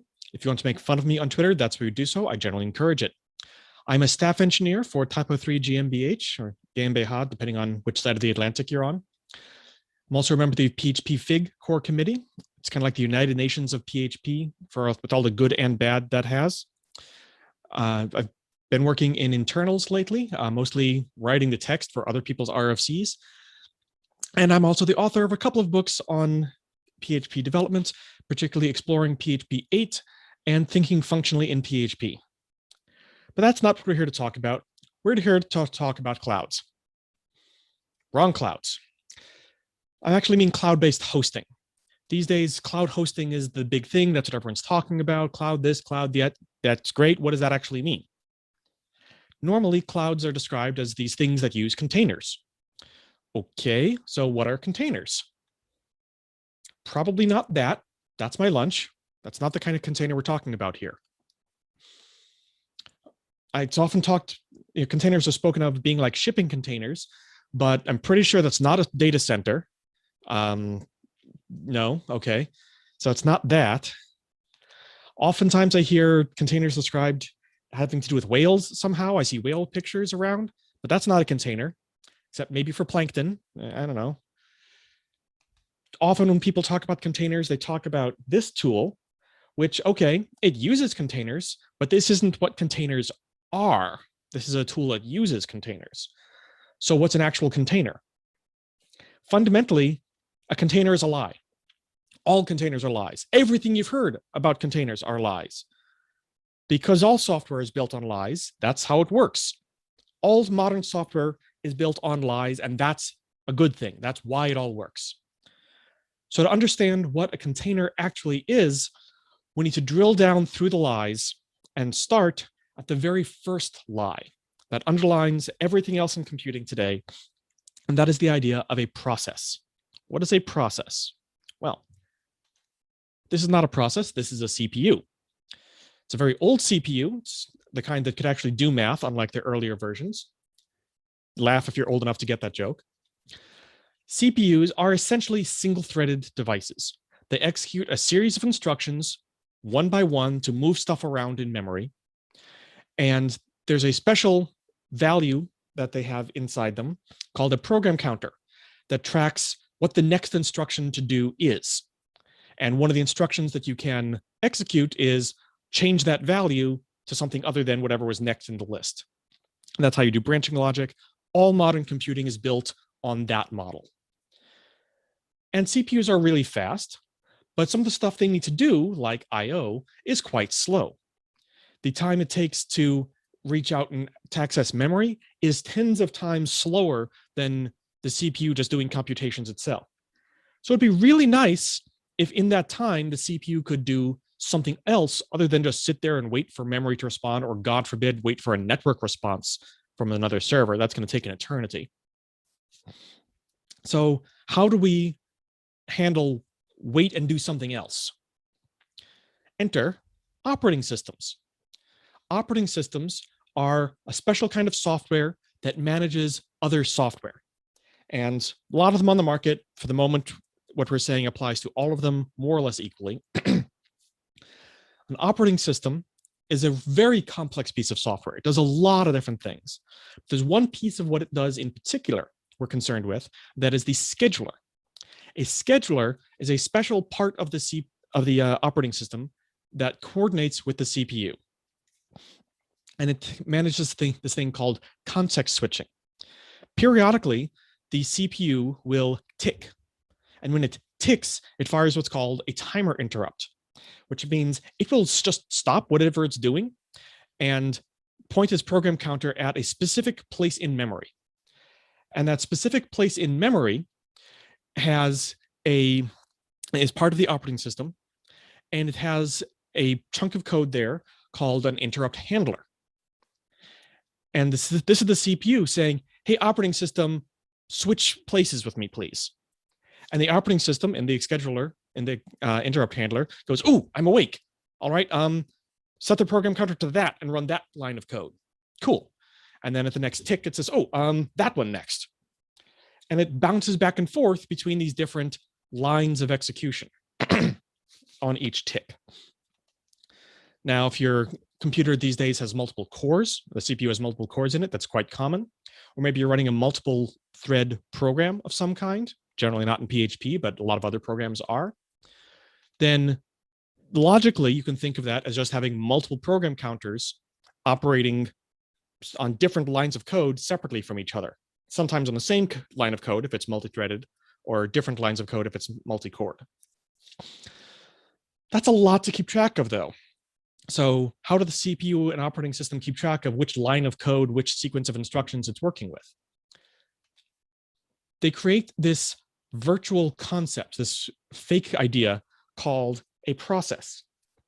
A process is the logical combination of a stream of code, a program counter, some kind of ID so that you can keep track of the different processes, and a block of working memory. That's a process. It is an artificial creation to keep track of context switching. Now, processes in an operating system can know about each other. The operating system is set up such that they can ask the operating system, hey, what other processes are running, and get back an answer. And they can communicate with each other by saying to the operating system, hey, pass this message on to this other process. They can ask the operating system information about the computer they're on, what hardware we have, what the system name is, and so forth, and they'll all get back the same answer. A process can also spawn a new process, either by forking, which means you take that one process, clone it, and you now have two different program counters working on what coincidentally is the same sequence of instructions, but are logically separate, or by pointing at a file on disk and saying, hey, operating system, please start that as a new process. The first process that starts is generally called init, and that controls all of the other processes on the system, because these then exist in a hierarchy. And there are a lot of different init systems. Initd is the old one. Systemd is what most people use these days. There are others on the market. I'm not going to get into that in too much detail. Another piece is virtual memory. Remember, we said each process has its own working memory, but that memory could be physically anywhere on the physical chips of the hardware.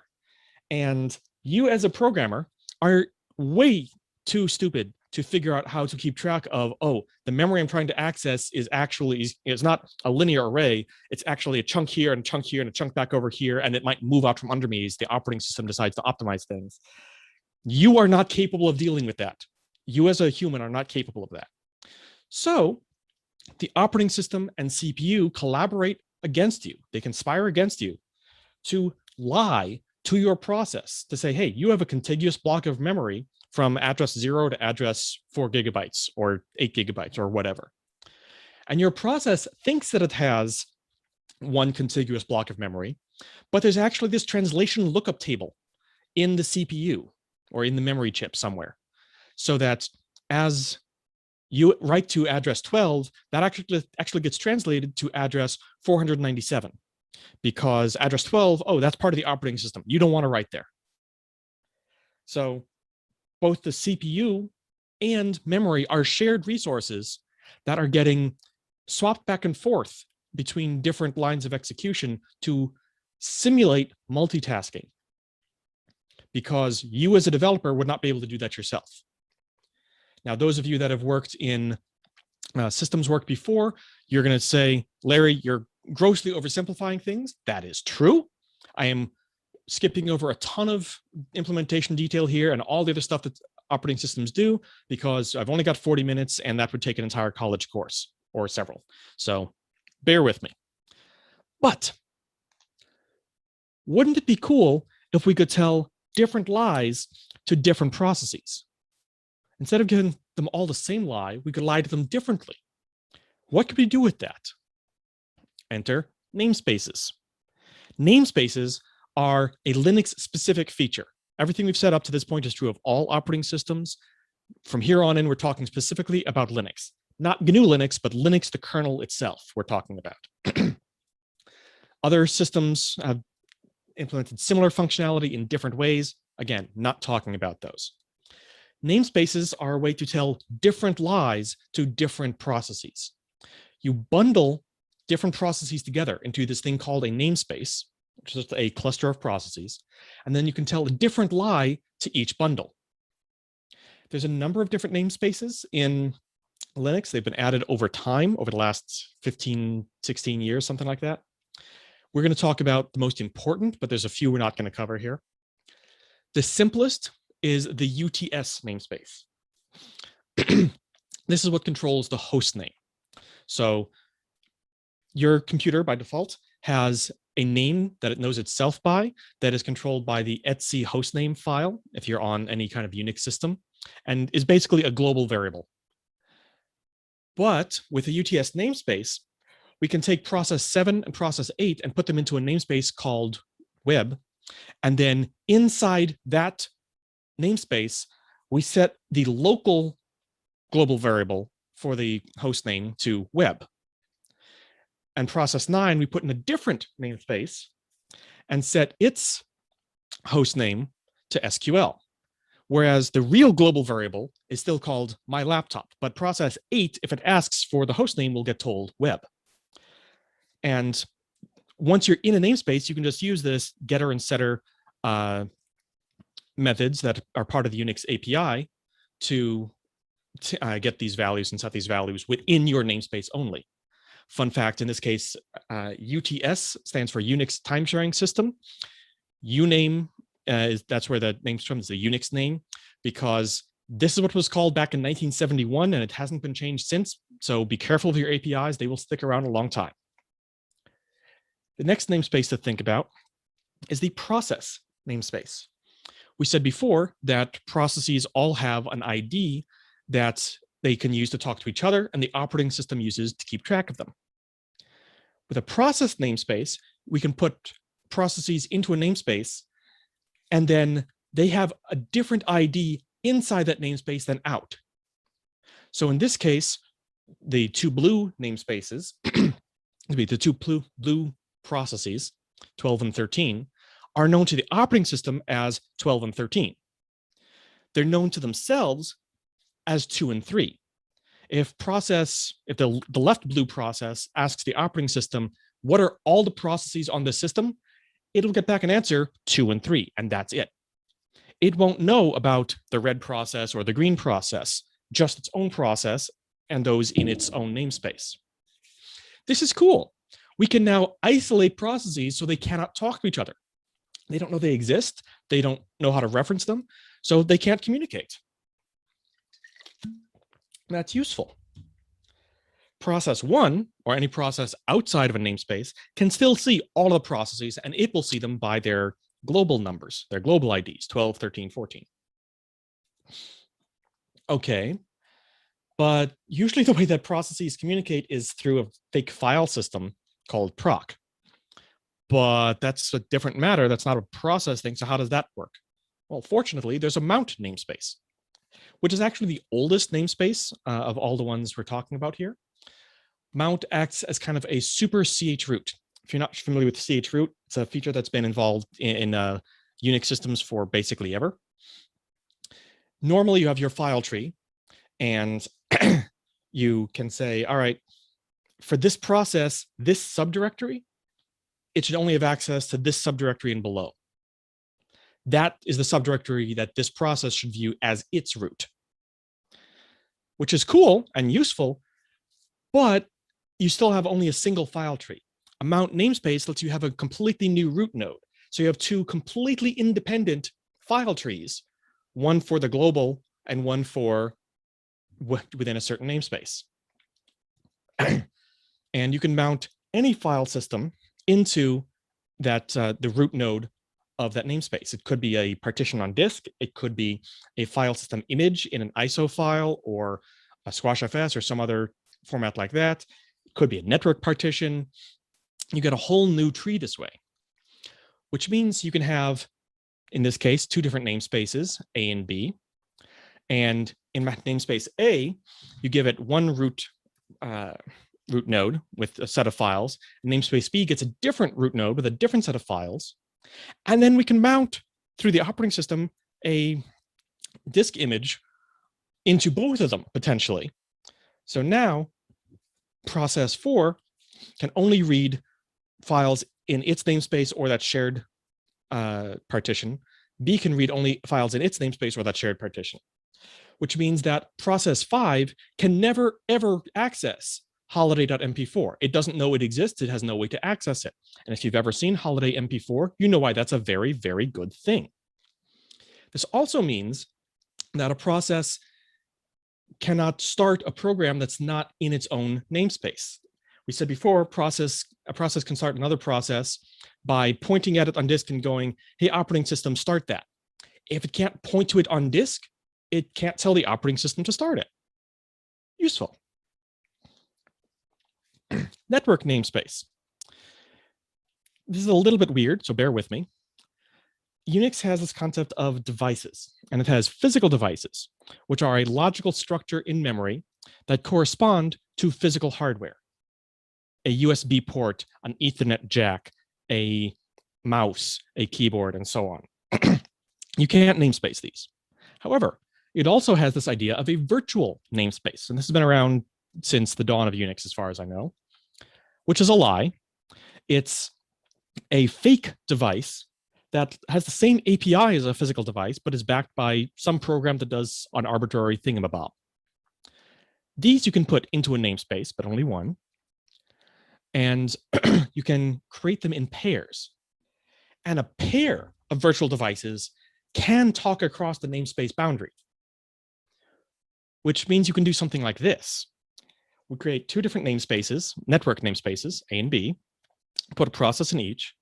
Then we create a pair of virtual devices, veth0 and veth1, and move veth1 into namespace A, but they're still bound to each other. So they're kind of plugged in together behind the scenes. And then we do the same with veth2 and veth3. Then we set up routing rules in the operating system so that when a data is received on F0, the real physical Ethernet jack, then depending on some set of rules, some of those requests will get forwarded to veth0 and others will get forwarded to veth2. Those that are forwarded to veth0 pass through to veth1 and whatever process is listening there. Which means we can have process 42 listening on the Ethernet jack in its namespace, veth1, on port 80, and process 1337 listen on the port 80 of its network device. And we now have multiple processes listening on port 80 at the same time because they're different port 80s. That's cool. We now have two different web servers that think they're the only web server. That's helpful. And we have whatever routing rules we want to say some requests go here and some requests go here. The user namespace. We said before, processes have a user and a group. Excuse me, we didn't say it before.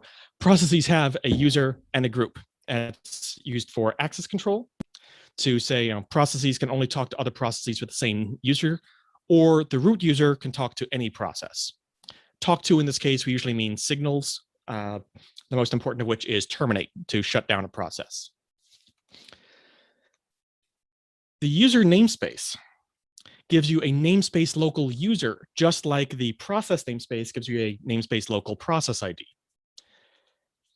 And we can then map local users to global users, even the root user.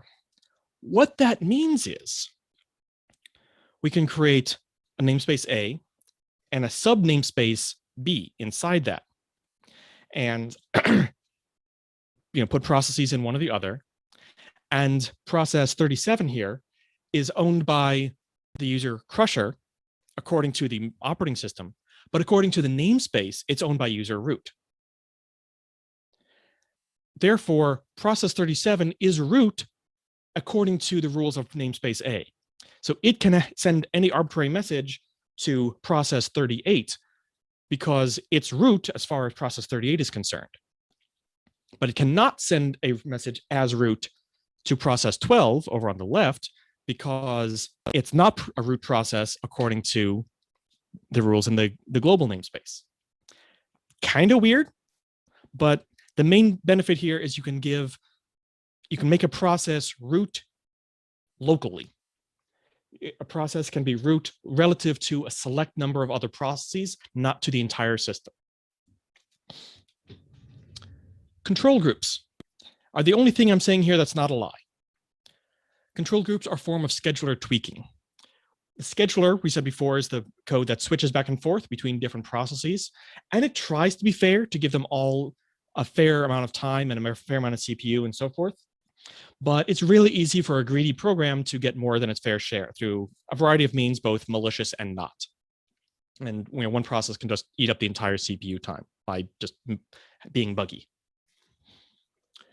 Control groups form another hierarchy that is completely separate from the process hierarchy, the namespace hierarchy, anything else. And you have these hierarchy of nodes onto which you attach controllers. These controllers allow you to tweak what the scheduler does to have better tracking, auditing, or resource capping. There's a dozen or so of these. We only care about two that are capping CPU usage and memory usage. So we can say, hey, we're going to put these 4 processes into this C group. They're going to attach them to the C group node and say any process on that node together, they are limited to no more than half the CPU time and no more than a quarter of the total memory. Which means we can then split up our processes. In this case, we can say, all right, process 13 is our database server. We're going to give that complete access to one CPU core. It has 100% access to that core and nothing else. And no other process is going to use it. And then take our Nginx processes and say, you get this core just for you. And then the other 2 cores, all other processes can share. This means that if an SQL query runs amok, it can lock up MariaDB, sure, but it will never impact the performance of our web server or vice versa. You could also say, okay, we're not going to cluster it by core, but still the database gets no more than 20% of the total CPU time across all cores. There's a lot of complexity you can do here, depending on a lot of factors for how you want to organize it. Can you use several of these? I mean, these sound useful, but can you put a process into multiple namespaces at the same time? Yes, in fact. You can do all kinds of really weird things where a process is in, these 4 processes are in this process namespace. These 2 are also in this mount namespace, one of which is also in this UTS namespace, and create some completely weird and broken setups. Don't do that. Instead, the most common answer is to take a set of processes and just put them into all the namespaces at the same time. Just take these processes and throw all the same namespaces, or throw all of the different namespaces at the same processes. So in this case, we have 2 processes known to the operating system as 43 and 37. But we put them into a UTS namespace, so they get a local host name. We put them into a process namespace, so they get a local process ID, a local mount namespace, so they get a local set of files, a local network namespace, so they have a local Ethernet device. We put them into a C group, so they get a capped amount of CPU and a capped amount of memory. So now we have a series of processes that only know about each other. They have a root user that's local to them. They have their own file tree. They have their own network configuration. They have their own host name, and they have no way of getting out of that box. And they have a finite restricted set of resources. Huh, cool. That seems extremely useful. If processes are that isolated, though, is there really any difference than if they were running on their own computer? Not really. They still share a kernel. They're still running on the same kernel, but that's it. This sounds really useful. We want to do this a lot. You know what? We should just come up with a common name to refer to this practice of using all the namespaces at the same time on a set of processes. That's just shorter and easier to say. Yeah, let's call that a container, okay?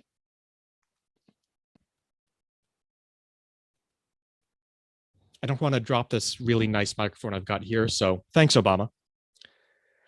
Of course, this is a very low-level API. The namespace API is not the greatest to work with, and it's very fine-grained. If you want to work at a higher level, you want something more useful, easier to work with.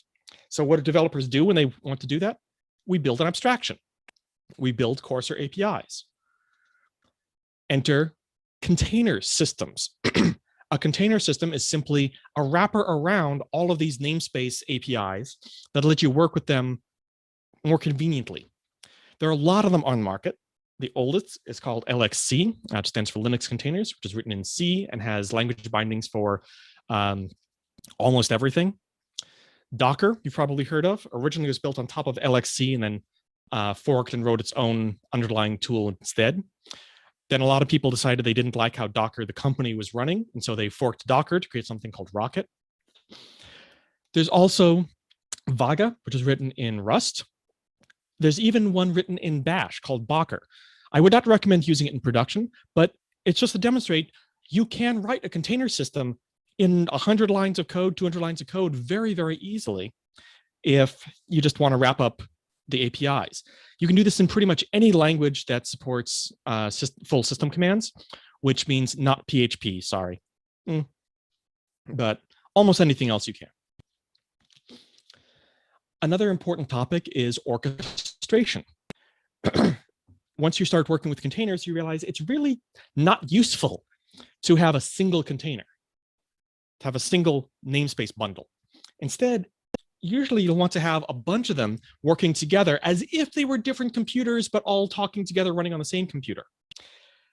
And a tool that manages that is an orchestration tool. The big name here is Kubernetes. It's the most popular. It's the most one you've heard of the most. By no means is it the only game in town. There are a lot of others in the market too, but that's where Kubernetes fits into the ecosystem. You may have also heard talk about why containers should be read-only. Now, they don't have to be, but they usually are more useful when they are. Why?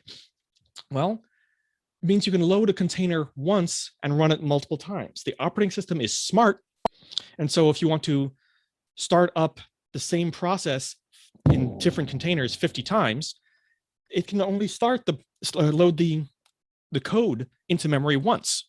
So the overhead of running it 50 times is not that much higher than running it once. It also means you get no write collisions. If they're sharing a file system, then you have to worry about, okay, multiple processes writing to the same file system.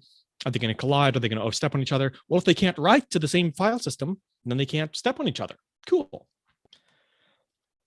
And as I said, having a read-only container makes the overhead of running more of them quite trivial, because the operating system is smart and just only loads it once, the entire thing, even the file system itself.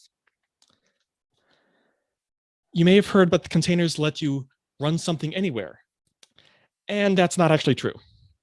Containers are not about running the same code anywhere, because there are a lot of different container systems, and those container systems are library specific. A Docker container will not run on Vaga, a Docker container will not run on LXC, and so forth, because there's all that metadata around, okay, what C groups should I set up, what namespace configuration should I use, and so on. That's essentially a file format. And so they're just not compatible with each other. Oh, well, the real advantage is on the inside of the container. Your application contains hundreds of implicit dependencies. Take your typical TYPO3 site. It has all the TYPO3 code, plus all of the different vendor dependencies it has through Composer, plus the PHP FPM you're running and the compiler that was used to produce that copy of PHP FPM. And you have your Nginx and the compiler that was used for Nginx and the C libraries that the compiler was loading when it was run. By the time you're done, you're dealing with hundreds of different pieces, all of which will interact in different ways, because all of them have a bunch of different bugs. And every combination of versions is going to have a different set of bugs. So you have trillions of possible combinations of bugs that you don't want to deal with. With a container, you can build a file system that has all of the dependencies at a fixed version. So they'll still have bugs, but they'll only have one combination of bugs between different versions interacting that you have to worry about. You can ship an exact copy of all files. Basically, containers are a way to static compile your entire computer. Or in meme speak, it works on my machine, so we'll ship your entire machine. That's what a container is. It's also why containers work really well with languages like Go, which are already designed to compile all of their dependencies down to a single binary. It means that the container image that's needed is just that one binary. So to see some of this in action, I want to talk about two different container systems and just compare and contrast to see how they work differently. I want to look at Platform SH, which is a hosting company that I used to work at that does a lot of TYPO3 hosting. A lot of you may be hosting with them. And Docker, which everyone's heard of. Let's start with Platform. Platform built its own container system on LXC back before Docker was actually usable.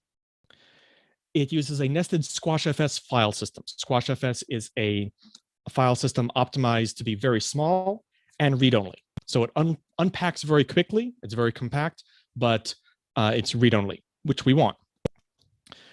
Platform also built their system from the ground up, assuming orchestration. One container is never useful.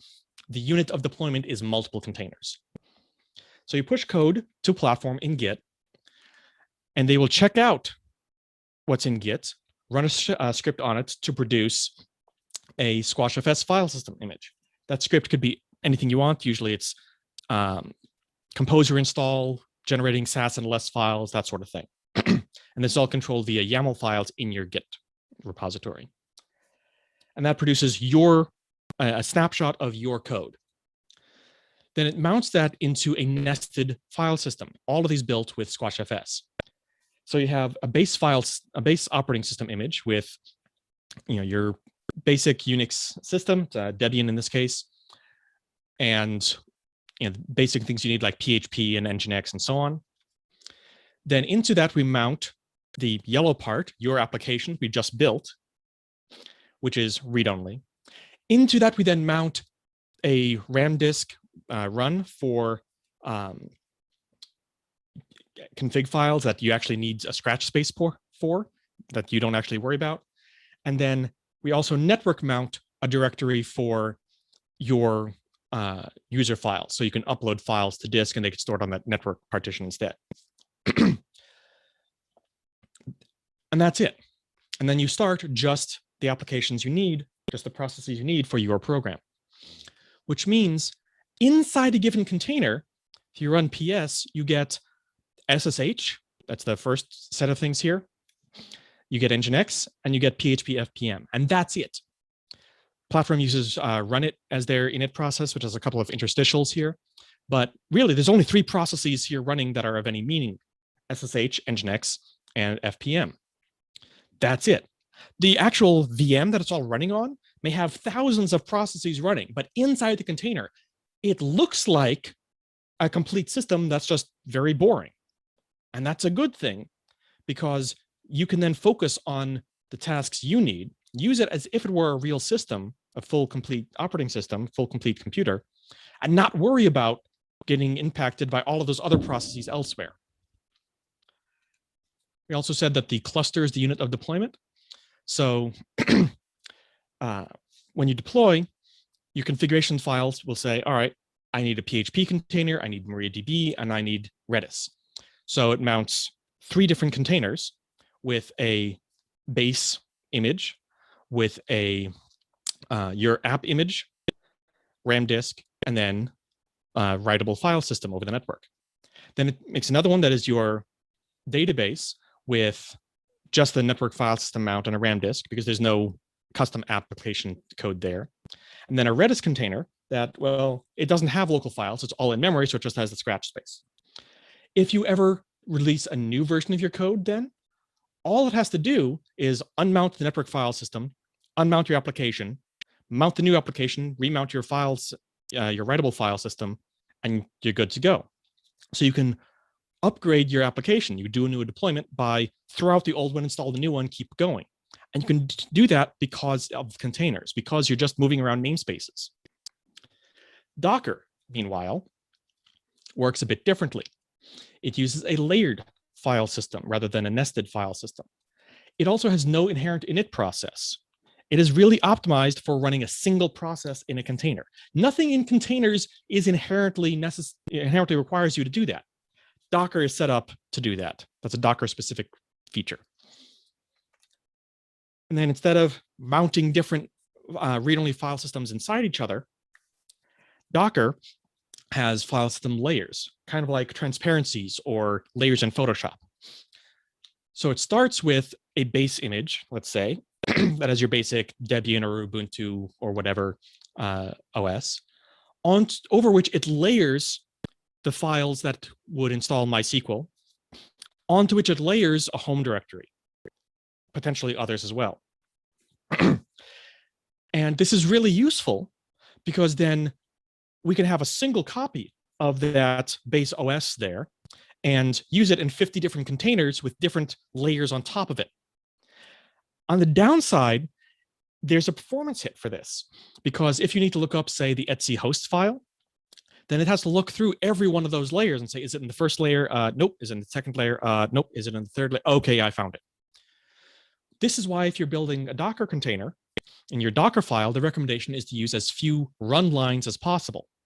Every run line is a new layer, a new transparency layer in this stack. So the more of them you have, the slower it gets. This is why you want to minimize the number of run commands you have there. Which one is better? Depends what you're doing. For production hosting, honestly, I think the platform approach is superior to Docker. It is more tailored towards a workflow for deploying applications in a known environment, a known fixed set of environments. It also means that platform is then able to handle upgrading those core pieces for you, and you don't have to worry about that. It would be terrible for local desktop use.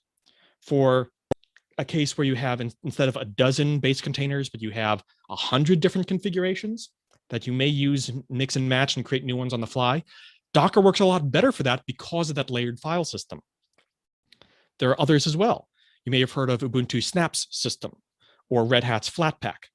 those are also different container systems built on the same namespace tooling under the hood, optimized for a different use case. In that case, they're designed for installing desktop applications, which is a completely different use case, a different set of tools with a different set of trade-offs. Cool. In short, then, enjoy your lies, because really all software is built on lies. Your job as a developer is to lie to the hardware.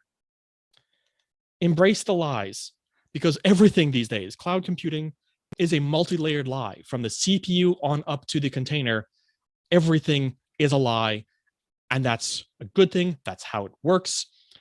Just accept that as a developer, everything is a lie, except for the cake. Thank you. Thank you all for coming. Not sure if we're going to be able to do questions live, but if not, go check out my books and I'll see you around online. Thank you very much.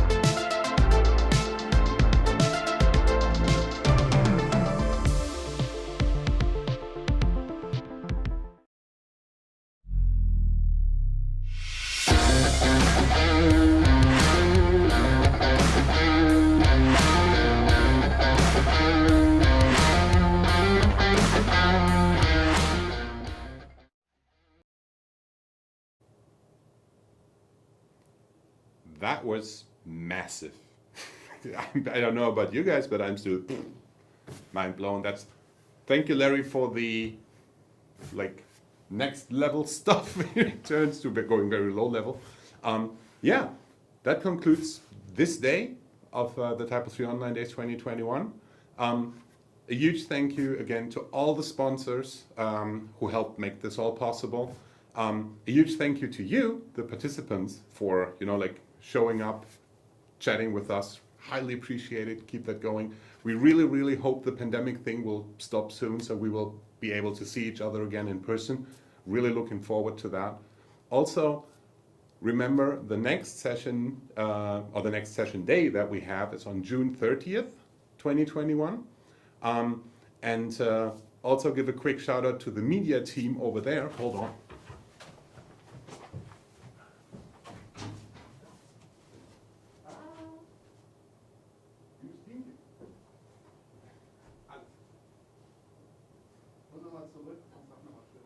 I need to go back.